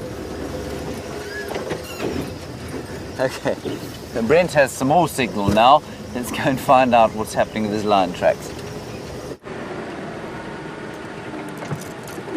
So, the most distressing news is those lions went north into Buffalo's Hook. So hopefully they'll be back to visit on the sunset safari. So I'm going to take a delve into the southwestern sectors of Djuma. And this is where Karula was last seen. And I'm really hoping we find some nice fresh tracks. I'm convinced that the cubs and Karula are still on Djuma. We just haven't managed to find where. So Karula is the dominant female leopard in this area, and she's got two little cubs of about 4 months old who are just to die for, to be honest. And I'm really hoping we can find her. I think she's probably going to kill in one of the bigger blocks, and I think she might be utilizing the little creek system between Zoe's road and Rebecca's road to keep those cubs while she's hunting. So fingers crossed that we have a little bit of luck in that area. Now Jamie told me something very interesting yesterday. She thinks on her way to Tingana she found Shadow's tracks coming into Djuma and going into an area that she used to leave her last cub, Simbile, often. So Shadow is a bit of a nasty leopard when you're on foot. She does growl and snarl and charge quite easily. And if she's got a cub, it's more likely to do so. So we're just trying to stay away from that area for now, but I'm definitely going to go in there and check one of these days. But if she does have the cub there, we don't want to disturb the area too much. We want her to settle on Djuma so we can see her more often. I've had one tiny brief view of that cub through much foliage. I wouldn't actually even call it a view. So she did have two. She's lost one. We're not sure how she lost the second cub. It is more than likely in this area from another male leopard. So of the known leopard cub mortalities, about 70% are done by other leopards, and specifically male leopards. And the rest are whole various things. I mean, there's some amazing and fascinating records of how cubs have died in this part of the world. I think the strangest one I've ever seen in the Sabi Sands is we had it was a very difficult sighting because we actually watched it and it was very sad, but it is nature, so we don't interfere. We actually watched a big African rock python eat two tiny little leopard cubs, and it was quite distressing, but it is nature at its most raw, and even though it's very difficult to watch, for me it's probably at its most poignant and most beautiful.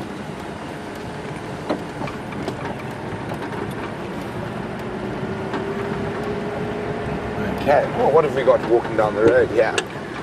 Oh, lots of little things. And it looks like our side striped jackal have been around again.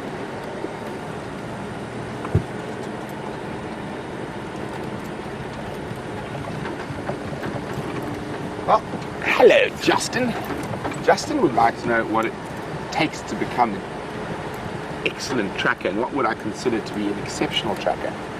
So, Justin, to be honest, as trackers go, I'm probably about as dog average as you can get.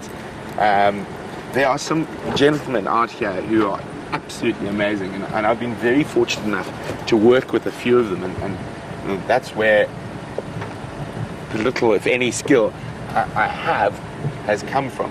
So I think 3 guys in particular stand out for me as being absolutely incredible trackers.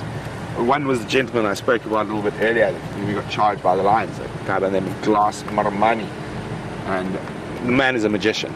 He can see stuff that you can't see. He tracks lions over dolerite rocks and can see where the lichen's been slightly disturbed.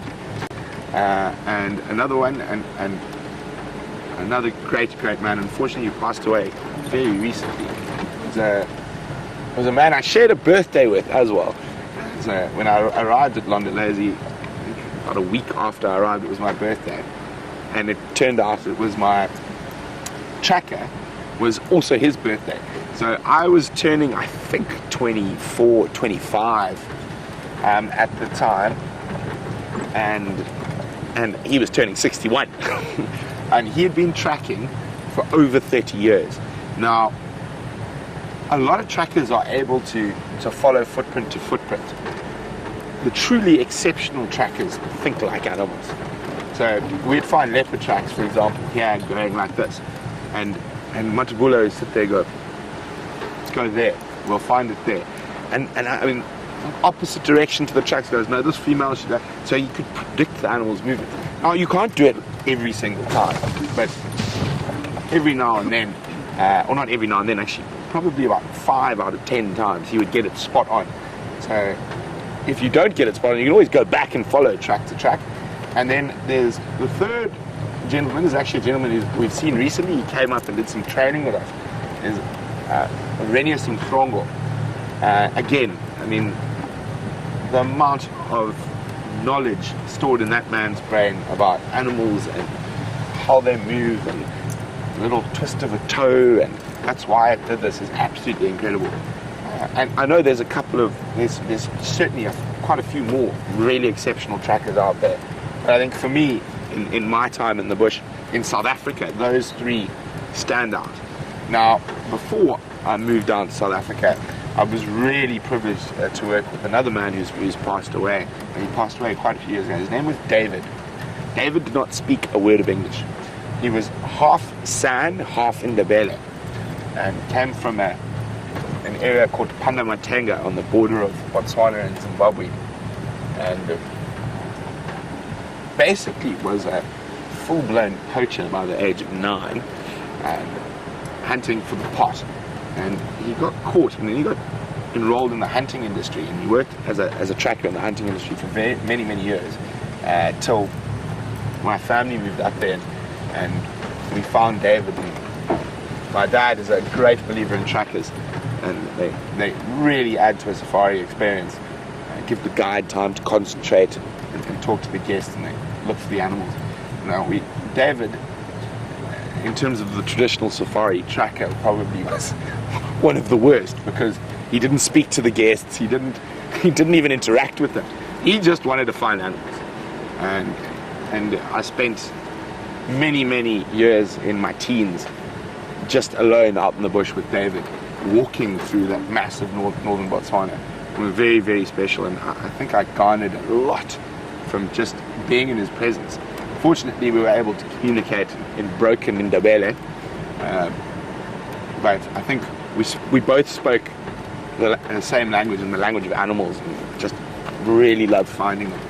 And he was an expert at tracking everything, but what used to happen at about this time of the year, or probably a month or 2 earlier, my dad used to give him a whole bunch of food, and water and a car and say, well, David, you get massive bonus, go find the wild dog dens. And wild dogs are incredibly difficult to track. Now, the area in Botswana is not like the Sabi Sands. The Sabi Sands is 60,000 hectares, myriad of roads crisscrossing. We, in Botswana, the concession we used to operate in was 232,000 hectares. So over 500,000 acres, and we only had 2 lodges. And so not a lot of roads, not a lot of anything. So David used to disappear for about 5 or 6 days and used to sleep in the car, take his food and water, and for 12 years in a row he used to find those dog dens every single time. And not only one pack, he used to find 3 different dens in the space of 5 days. And incredibly challenging part of the world in terms of finding that type of stuff. But he was a magician. I was lucky enough to go on some of those dog expeditions during my school holidays. And that's probably the 4 trackers, I think, who shaped my love for tracking, and I wish I was half as good as any of them.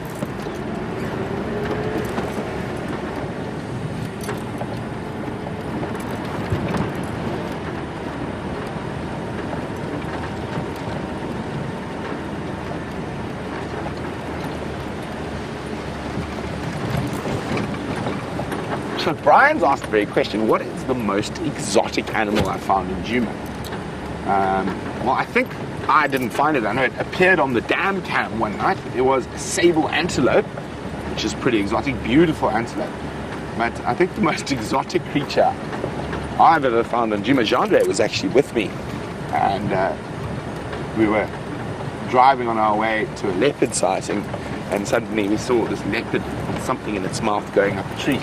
And I think my exact words, oh, it's got a Steen dog. And that was Sindile, who unfortunately caught a rabid dog, or a dog that tested positive for rabies. He's gone into quarantine, and he's now about 2 years old, and he's been re-released into the Sabi Sands with a collar. So he had to be in quarantine. He had to go through a series of injections or vaccinations for the rabies, and he's so far doing well. We don't know exactly where he is, but he's somewhere in the Sabi Sands, and lovely to have him out in the bush again. He does have a collar on for monitoring, and a very, very, very fancy and sophisticated collar. So because he's a young male, it means he's going to grow. Sort of a collar that fits him now is not going to fit him in a year or two's time. So it's basically got a drop-off feature. So once it gets too tight, there's a sensor in it that picks up, and that collar just pops off automatically, which is incredible. And there's been huge advancement in a lot of the satellite collar tracking and stuff like that. Speaking of tracking, we're not finding many tracks around here.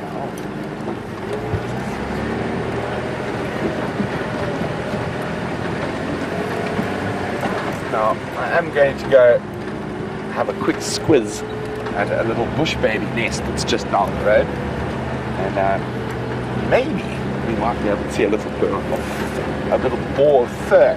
The main reason I want to go there, because I think it's going to be quite difficult from the vehicle to show it to you. It's just for Jandre, next time he's on bushwalk, so you know where it is, because it's nice and low, so you can actually probably get the camera looking into it.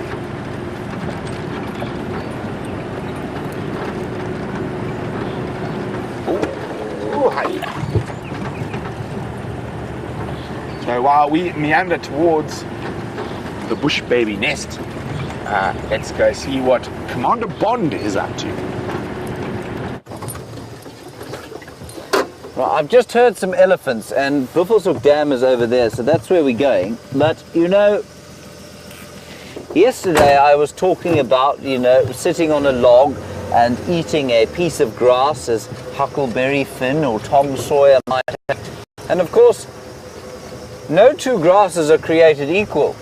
And so one must find the ultimate contemplative grass-chewing stalk. Yesterday's was a Simbapogan excavatus. Well, it has a very nice name. It tastes like turpentine, and so that's not very good. And so this one which looks like a very old piece of panicum. Nah, in fact, I don't know. Well, no, probably an old piece of Eragrostis. No, this one's a bit better. It's got that nice sort of sweet straw taste. Leon, do you like to chew grass every so often? No, I'm not a herbivore. You're not a herbivore? I'm a grazer. No. I browse. You browse. Well, we can find you something to browse on. We're going to drive a little bit faster so we can get to the dam.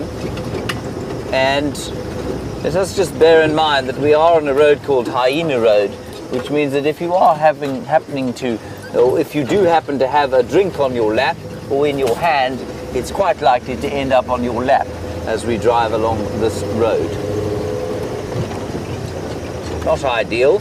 Now the lion tracks that we saw came out on the road again and they headed off towards this direction. That's why we're on this road. And it's quite interesting. We saw a female lion the other day, or 2 nights ago, and she headed off on exactly the same path. She turned off towards this road, and I suspect on one of the many game paths that go towards Buffelshoek Dam. So we were just wondering if he hadn't perhaps collapsed in exhaustion on this road, or maybe he's gone to Hyena to the dam, and maybe that's what those elephants are shouting at.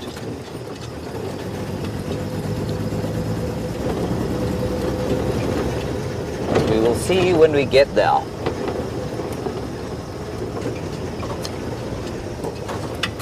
Now, one of the reasons this road is not in such a fly state, of course, I'll just quickly stop here, is to show you these natural pans. Now, when we talk about a pan, what we mean is a natural piece or natural clay depression, if you like, that will hold water. And they normally happen at the end of what we call a seep line, and this is the end of a seep line, and it's an area where there's a sort of subsurface barrier to the water, and so the water is either held on the surface or it bubbles up from underneath the surface. It's very characteristic or characterized by these silver cluster leaf trees. And that's why the road ain't so fly, because of course it does hold water. Oh dear, that is not good news. I think that was driver error rather than machine error. You'd agree with that, wouldn't you, Bjorn? Yeah. I thought you would.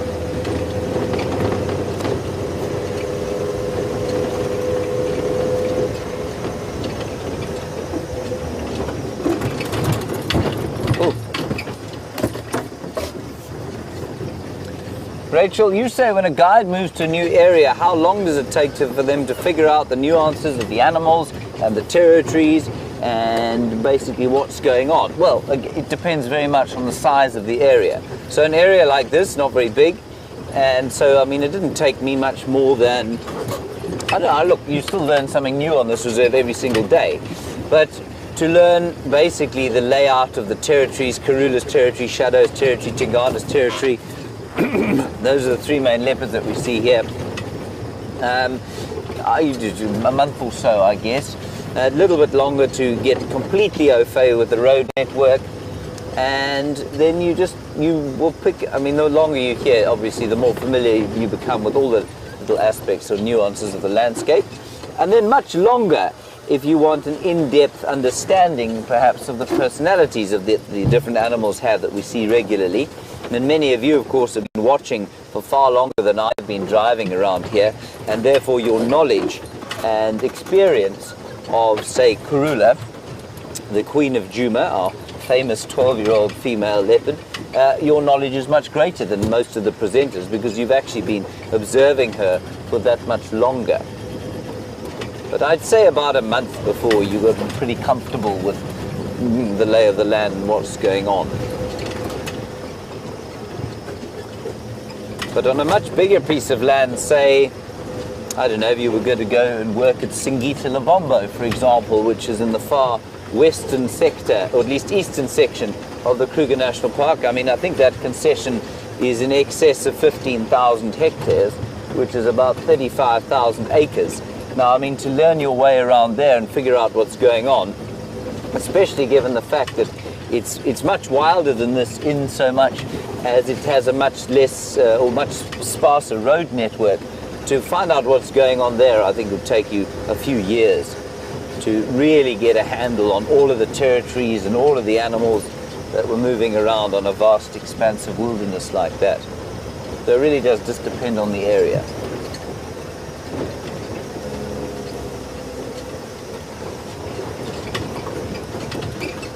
What a wonderful question. Justin, I'm not sure why you've picked 90 years, but you say, what do I think the Kruger National Park will look like in the next 90 years? I don't know. I think, though, our knowledge and our understanding of conservation is moving towards one of a much more hands-off approach, where we understand, or we've come to the realization that our understanding of the variables at play in a natural system can never probably be enough for us to predict and therefore actively manage an area. And we've come to the realization that an area like this does a much better job of managing itself without us. And so if we can continue along that and continue and accept that perhaps we have to look after a piece of land beyond the time horizon of a human life, then I think that it will look pretty good. I imagine the bush will get a little bit thinner, to be honest, and if they allow the elephants to just develop into the numbers that they would perhaps naturally, and I think otherwise it'll look pretty similar. This is presuming that political will keeps the Kruger National Park as it is now. There's nothing at Buffelshoek Dam except one heron. And a Buffelshoek vehicle full of friendly people who are waving at us. Either because they've seen something. I don't think they have. So there's the grey heron. I don't know where the hippopotamus has disappeared to.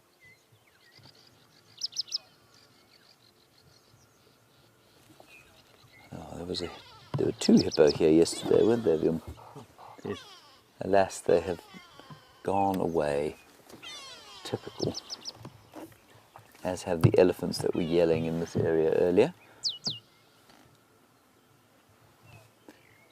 But it is just very peaceful to sit and watch the time go by in a place like this. Now that grey heron is just patiently waiting for some kind of aquatic life to bump him in the foot. And then his beak will shoot down into the water at a quite astonishing speed. And in front of him there you can also just maybe see the surface of the water being broken by some serrated hinged terrapins, just little ones. And you can hear the shout of the grey go-away bird. Oh, there's quite a lot of bird life here. VMP, there's also a wagtail, pied wagtail. Oui. And you see him there, you're pretty much on him.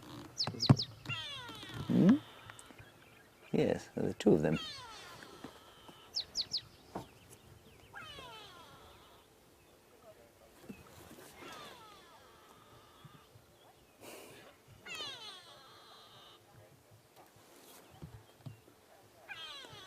Justin, of another very nice question. You say, what's one bird in South Africa that I'm still dying to spot that never have?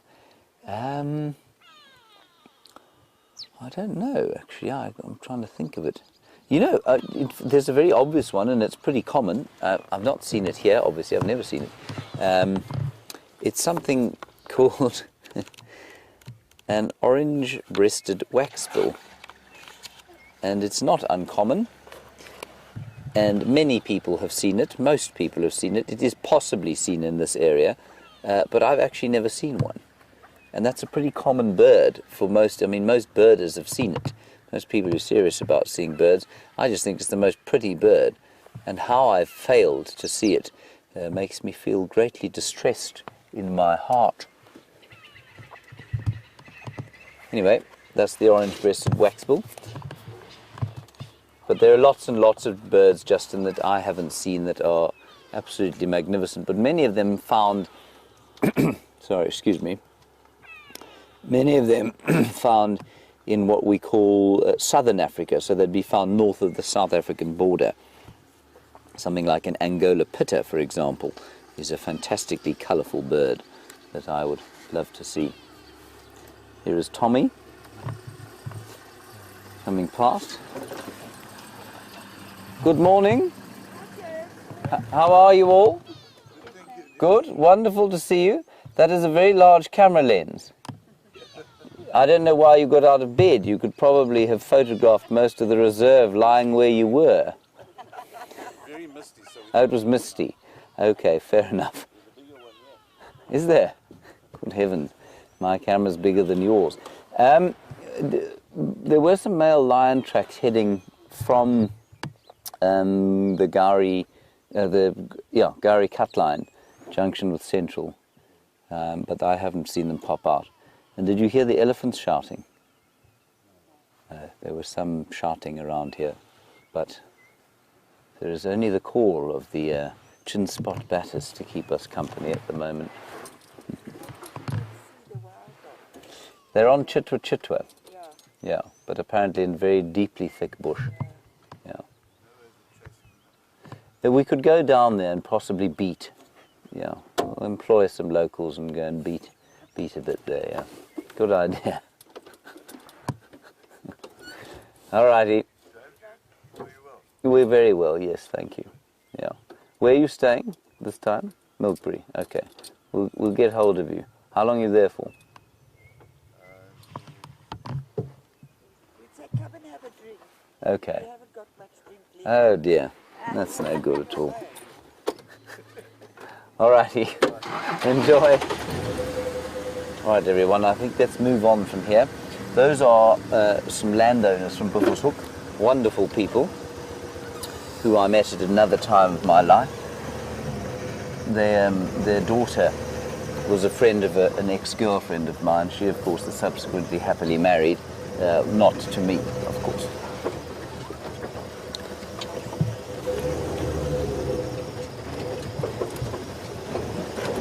Now, I was very sure the elephants were calling around here, but those guys say they didn't hear them, but I don't think they've been here for very long.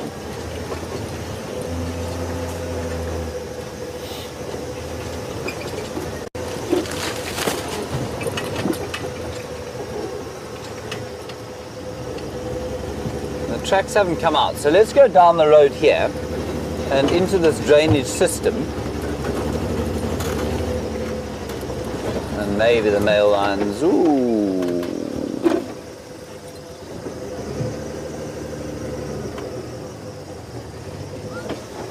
a female lion, but very old track.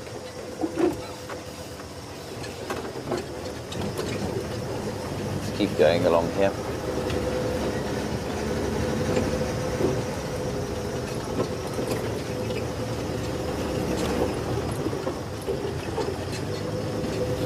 Going to pull around the corner here and then we'll turn off and have a listen and see if we can't find something in the air to hear. And we'll go around to that area where we saw that female lion the other night.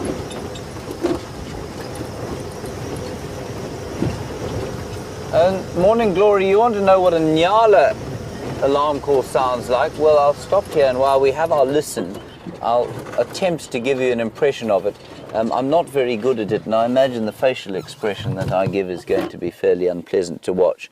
So if you are watching with a sensitive viewer, I would suggest that you probably close your eyes now or blindfold them. What it does is it makes a bark, much like the kudu does. The nyala, the kudu, and the bushbuck all have that low-frequency bark sound, and it goes a bit like this. I don't think I've ever done it before. I'll try. Yeah, that's not bad, actually. That's what it sounds like. A little bit like that, a little bit deeper than that. Don't look at me like that, VM. Are you not impressed? Well, if I hear that sound in the bush, I was immediately start looking for A dog? or something like a Bigfoot or. A Bigfoot, right. So it sounds a bit like Bigfoot when it's alarm calling, but that is basically what it sounds like. It's probably much lower frequency than that, but you may have heard that during the night at the Djuma Dam camp.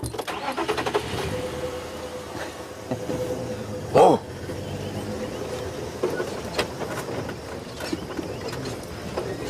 Oh! Leon looks terrified, everyone. No, no, you snored last night, James. Shut up. I didn't snore. I don't snore. It's impossible. I heard you through the wall. You did not hear me through the wall. Do not cast aspersions on my sleeping habits to people who have no way of knowing whether you're telling the truth or not. I recorded. Given that you did not tell us about the vast array of picnic that you brought to yourself this morning, I feel that you shouldn't be talking about my snoring.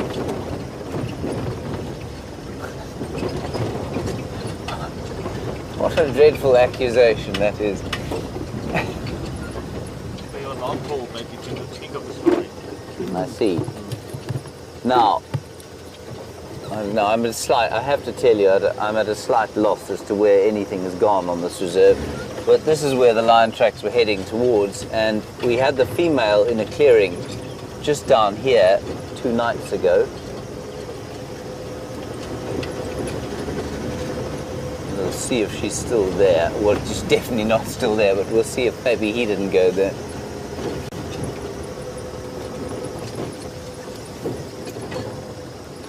Now, Luke, you want to know what my favorite bush or plant is? Well, the great thing about bushes and plants, Luke, is that unlike lions and leopards, they're unable to move. And so I should be able to find you my favorite bush or plant. My favorite tree is something called a Lowveld milkberry. But I've shown you that before, and I'll try and find, I don't know if I have a favorite bush. No, I don't suppose I do. You know, I think it probably is the Lowveld milkberry. If we find one, I'll show that to you. I'm just going to go around the corner and reminisce about the time, the first drive back that Brian and I had. It was so easy. We found lion lying right over there in those clearings where there is currently no lion. I will stop, however, and tell you something interesting. Such is the kindness of my nature.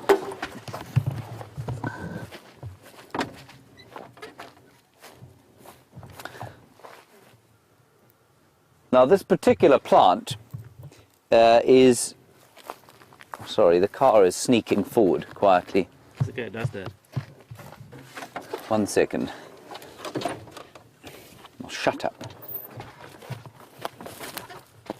Right, this particular plant has a wonderful name, and well, there are a few nice names out here, the best one probably being Ziziphus, and one should always say that as if one is feeling a bit down. Saying Ziziphus makes you feel better.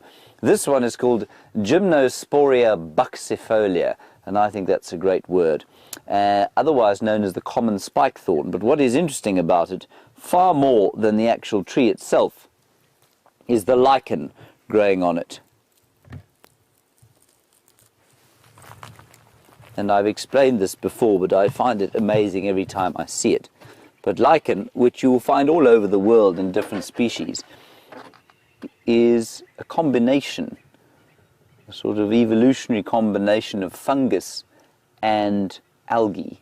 The algae provide the chlorophyll that the lichen will use to feed itself, and the fungus, as far as I'm aware, provides this kind of structural material, and it's able to sort of attach itself to various different plants. And you'll find them all over the world. I think you find them in, you find them just about, I think you find them on every continent. I think you may even find them in Antarctica, if I'm not mistaken. And they'll live on rocks, they'll live in trees, they live all over the place. And they're a completely separate kingdom. So we often, you know, especially if we're in sort of junior biology, we learn of the animal kingdom and the plant kingdom, and we tend to think of them, you know, those being the only two kingdoms. Well, this is an entirely different kingdom on its own, the lichens. Amazing. Don't you think, Pam? Good. Good answer. On we go. Oh, plugged myself in again.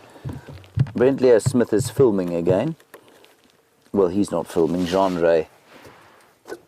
Oh, thank goodness. Brent's actually found a mammal for you to look at. What a relief. So we're sitting amongst a herd of about 60 or 70 elephant. And this inquisitive female has walked up to give us a sniff.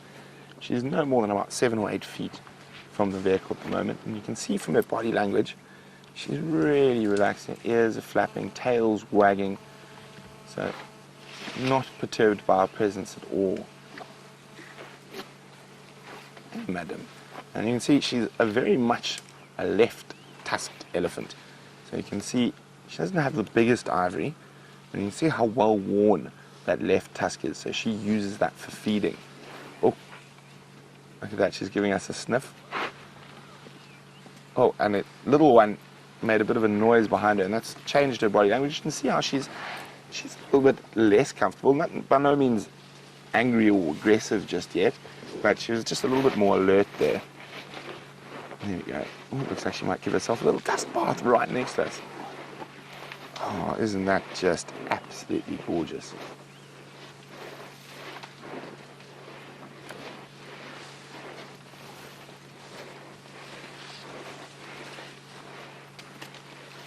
Magic. Nice cool dust in the morning. It has heated up quite a lot already.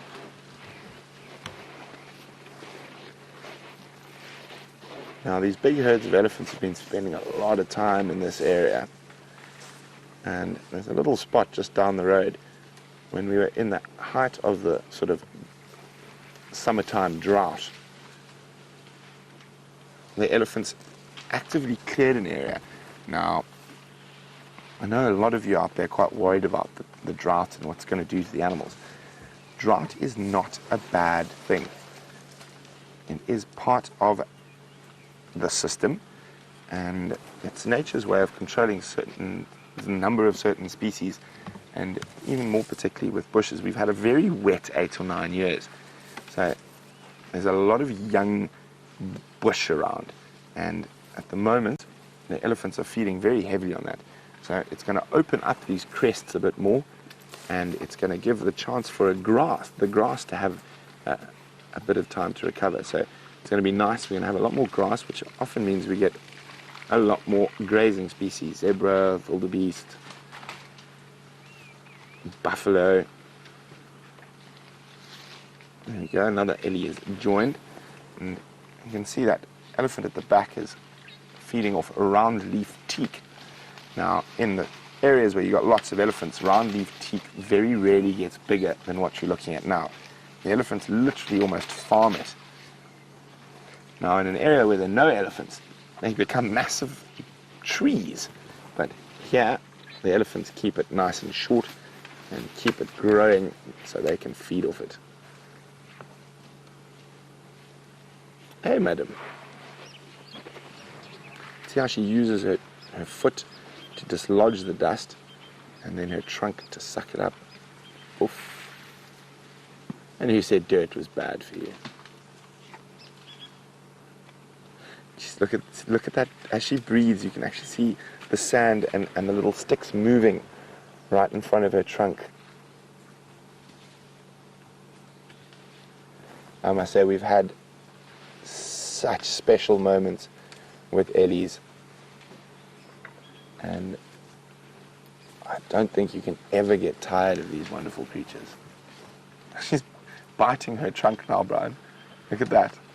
She's got it. She looks like she's sort of chewing on her trunk. Oh! Bless you. It almost looked like she was trying to force herself to sneeze there for a second. Hey. Yeah, see how she's pointing her trunk towards us, just getting a sniff. And she's probably smelling Gendre. You can hear Gendre cackling in the background.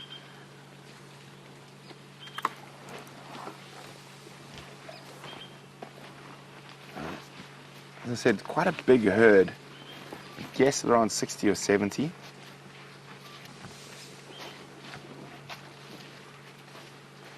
And all that beeping you hear behind me is Gendre again. Of course, as I told you, anything that goes wrong was slightly annoying today is all his fault. He's using a little machine to film us filming the elephants.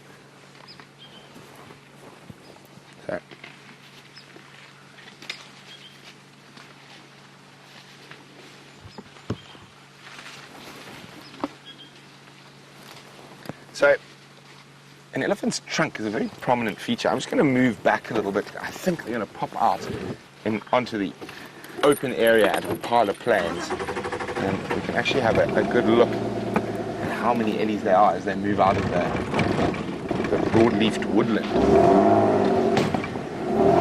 And there we go. Yes, I'm sorry. Shake your head at me. You're very big. You're very scary. Oh, hello. Very interesting indeed. Not only do we have all these elephants around us, but we've got female leopard tracks. Very small track. Pretty certain it's our resident female in the area, Karula. But of course we're not going to get out and track these tracks. This is in the middle of a herd of elephants. But very interesting. Just from the size of the tracks, I'm pretty sure it's Karula. She's got very small little dainty feet. I'll show you the track in a second, but let's just stick with eddies while we can. And just try and get Brian a better angle. Sitting quite cockeyed at the moment.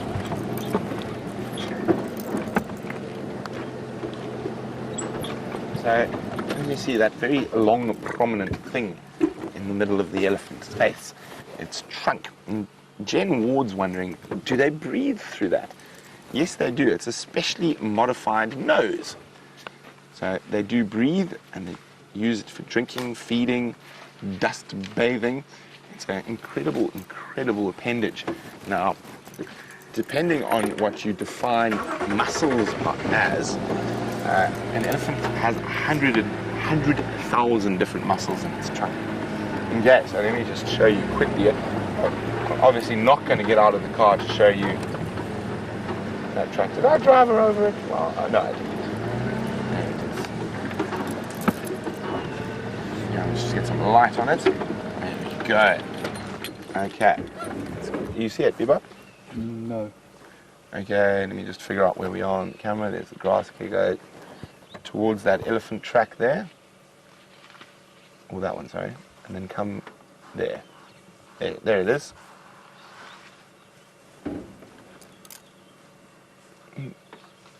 Okay, so she's around, but of course we're not going to be doing too much walking around. Oh, here comes another ellie crossing the road. And here we go. So we're going to wait for these elephants to move out into the big open area. And while we do that, James has got a spiral-horned I don't know to show you.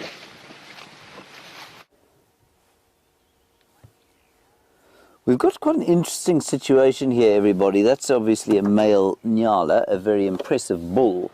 But behind him is a young female. And, I mean, she looks like she's almost a calf. She's less than half his size. But they do seem to be consorting with each other in a manner which might be described as romantic. He certainly made a sort of brief attempt to mount her, and she did not look averse. She kind of stood her ground, and there she is there. And so it's quite an interesting situation. I would have thought she was too young, but I'm clearly quite wrong. There aren't any others around, so I would have put her. I mean, how old do I think she is? She's probably just under 2 years old, so probably just maybe into her first estrus. Now, Nyala will be slightly less seasonal breeders than something like an Impala. They won't be quite as strictly seasonal, but this would still be late in the season for them to be mating, I would have thought, because it will put the birth date, I think their gestation's around 7 months, so it'll put the birth around June, July, August, November, oh well, sort of late December, yeah. So, in fact, this is probably a pretty good time for them to mate. I don't think it is too late, actually. It would be late for a kudu, which with its slightly longer gestation, but maybe for the Nyala it isn't. In the meantime, as Viam says, they're just looking like they're not doing anything at all by chewing the cud. Us? No, we're just chewing the cud. Just quickly in on the cow there. Wiem, I think she's eating strychnos. It's quite interesting. She's eating that black monkey thorn, everybody. Not thorn, black monkey orange. And I seldom see any animals eating that tree. It's this sort of tall, scraggly encroacher species that grows in areas seemingly where there are a lack of elephants. And I've very seldom seen browsers take it. That's interesting. And it's called strychnos, of course, because the seeds contain strychnine. And as Eugene found, Eugene is our technical whiz in the camp, as he found, much to his distress a little while back, he got spiked by a piece of the branch there. Oh, here we go. And it took the cut a very long time to heal.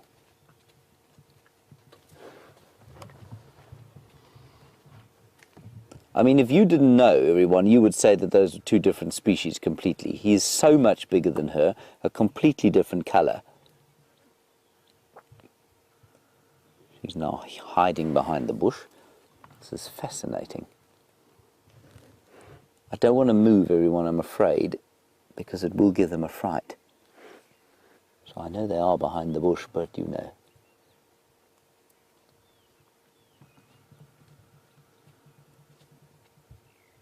That's really interesting.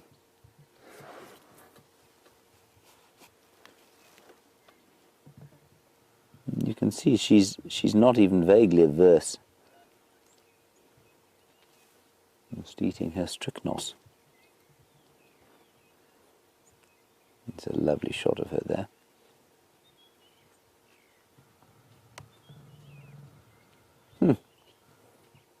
Fascinating, fascinating.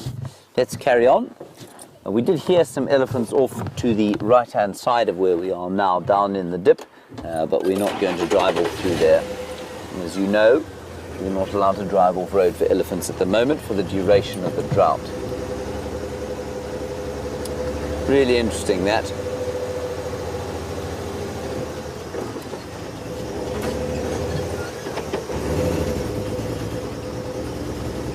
No further lion tracks.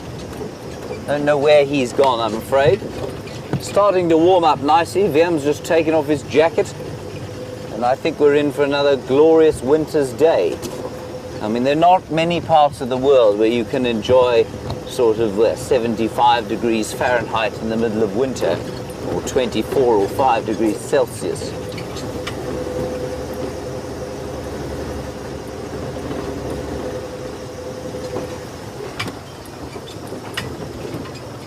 We are, of course, also waiting, or driving past this area on a fairly regular basis, hoping that maybe the lioness with her cubs in Torchwood might bring them this way. I think, if I'm not mistaken, they're probably at about 2 weeks old now, maybe 3 weeks, and so it's probably another 3 weeks before they start moving with their mother. Bad piece of road, this.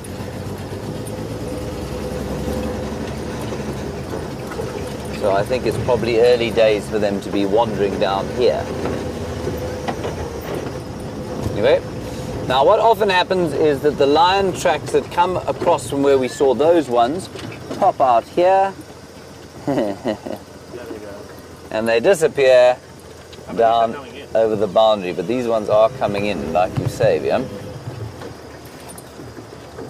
But some of them are going out. There's the male. That's a female, going up and down. I'll just try and see if we can get a nice view for you to have a look at them. Well, here's a bit of a view. One should always look around, of course, see if one doesn't stand up behind a bush in front of you.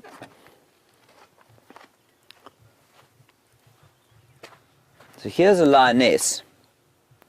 And these are not fresh. These will A, they've been driven over, and B, I think I saw them here the other night when we found the lioness not too far from here when she was roaring. The male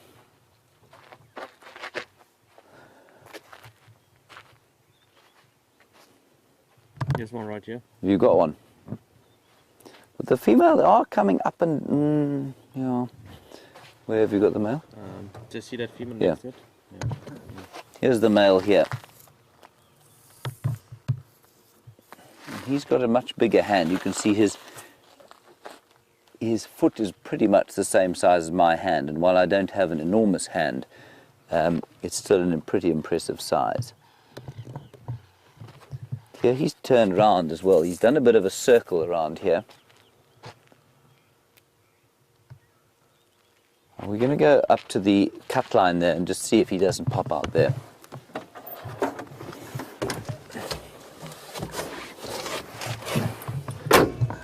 Somebody did drive down here. I wonder if it wasn't that Biffle's hook car.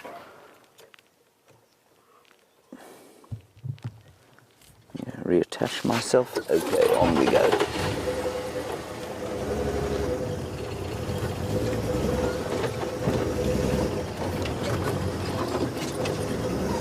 Yeah. He's come wandering along here. So we'll drive out onto the eastern boundaries, come straight down this road here.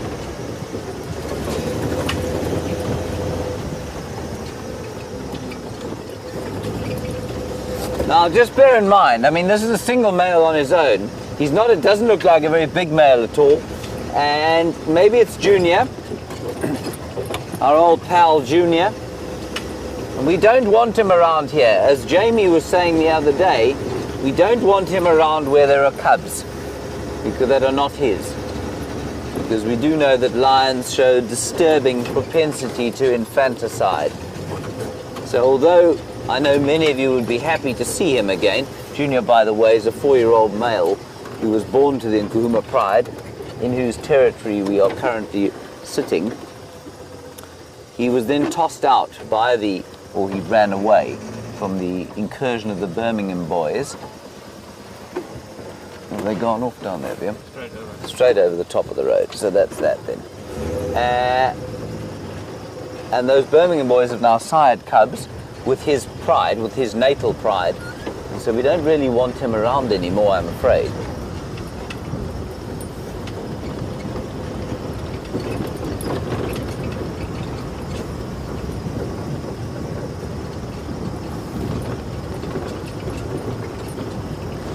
A nice question from James Richard, which of course we could probably sit and shoot the breeze with for hours. But your question is, in my opinion, what is the most primitive predator out here from an evolutionary point of view? Now, remember that you mustn't think of evolution as a kind of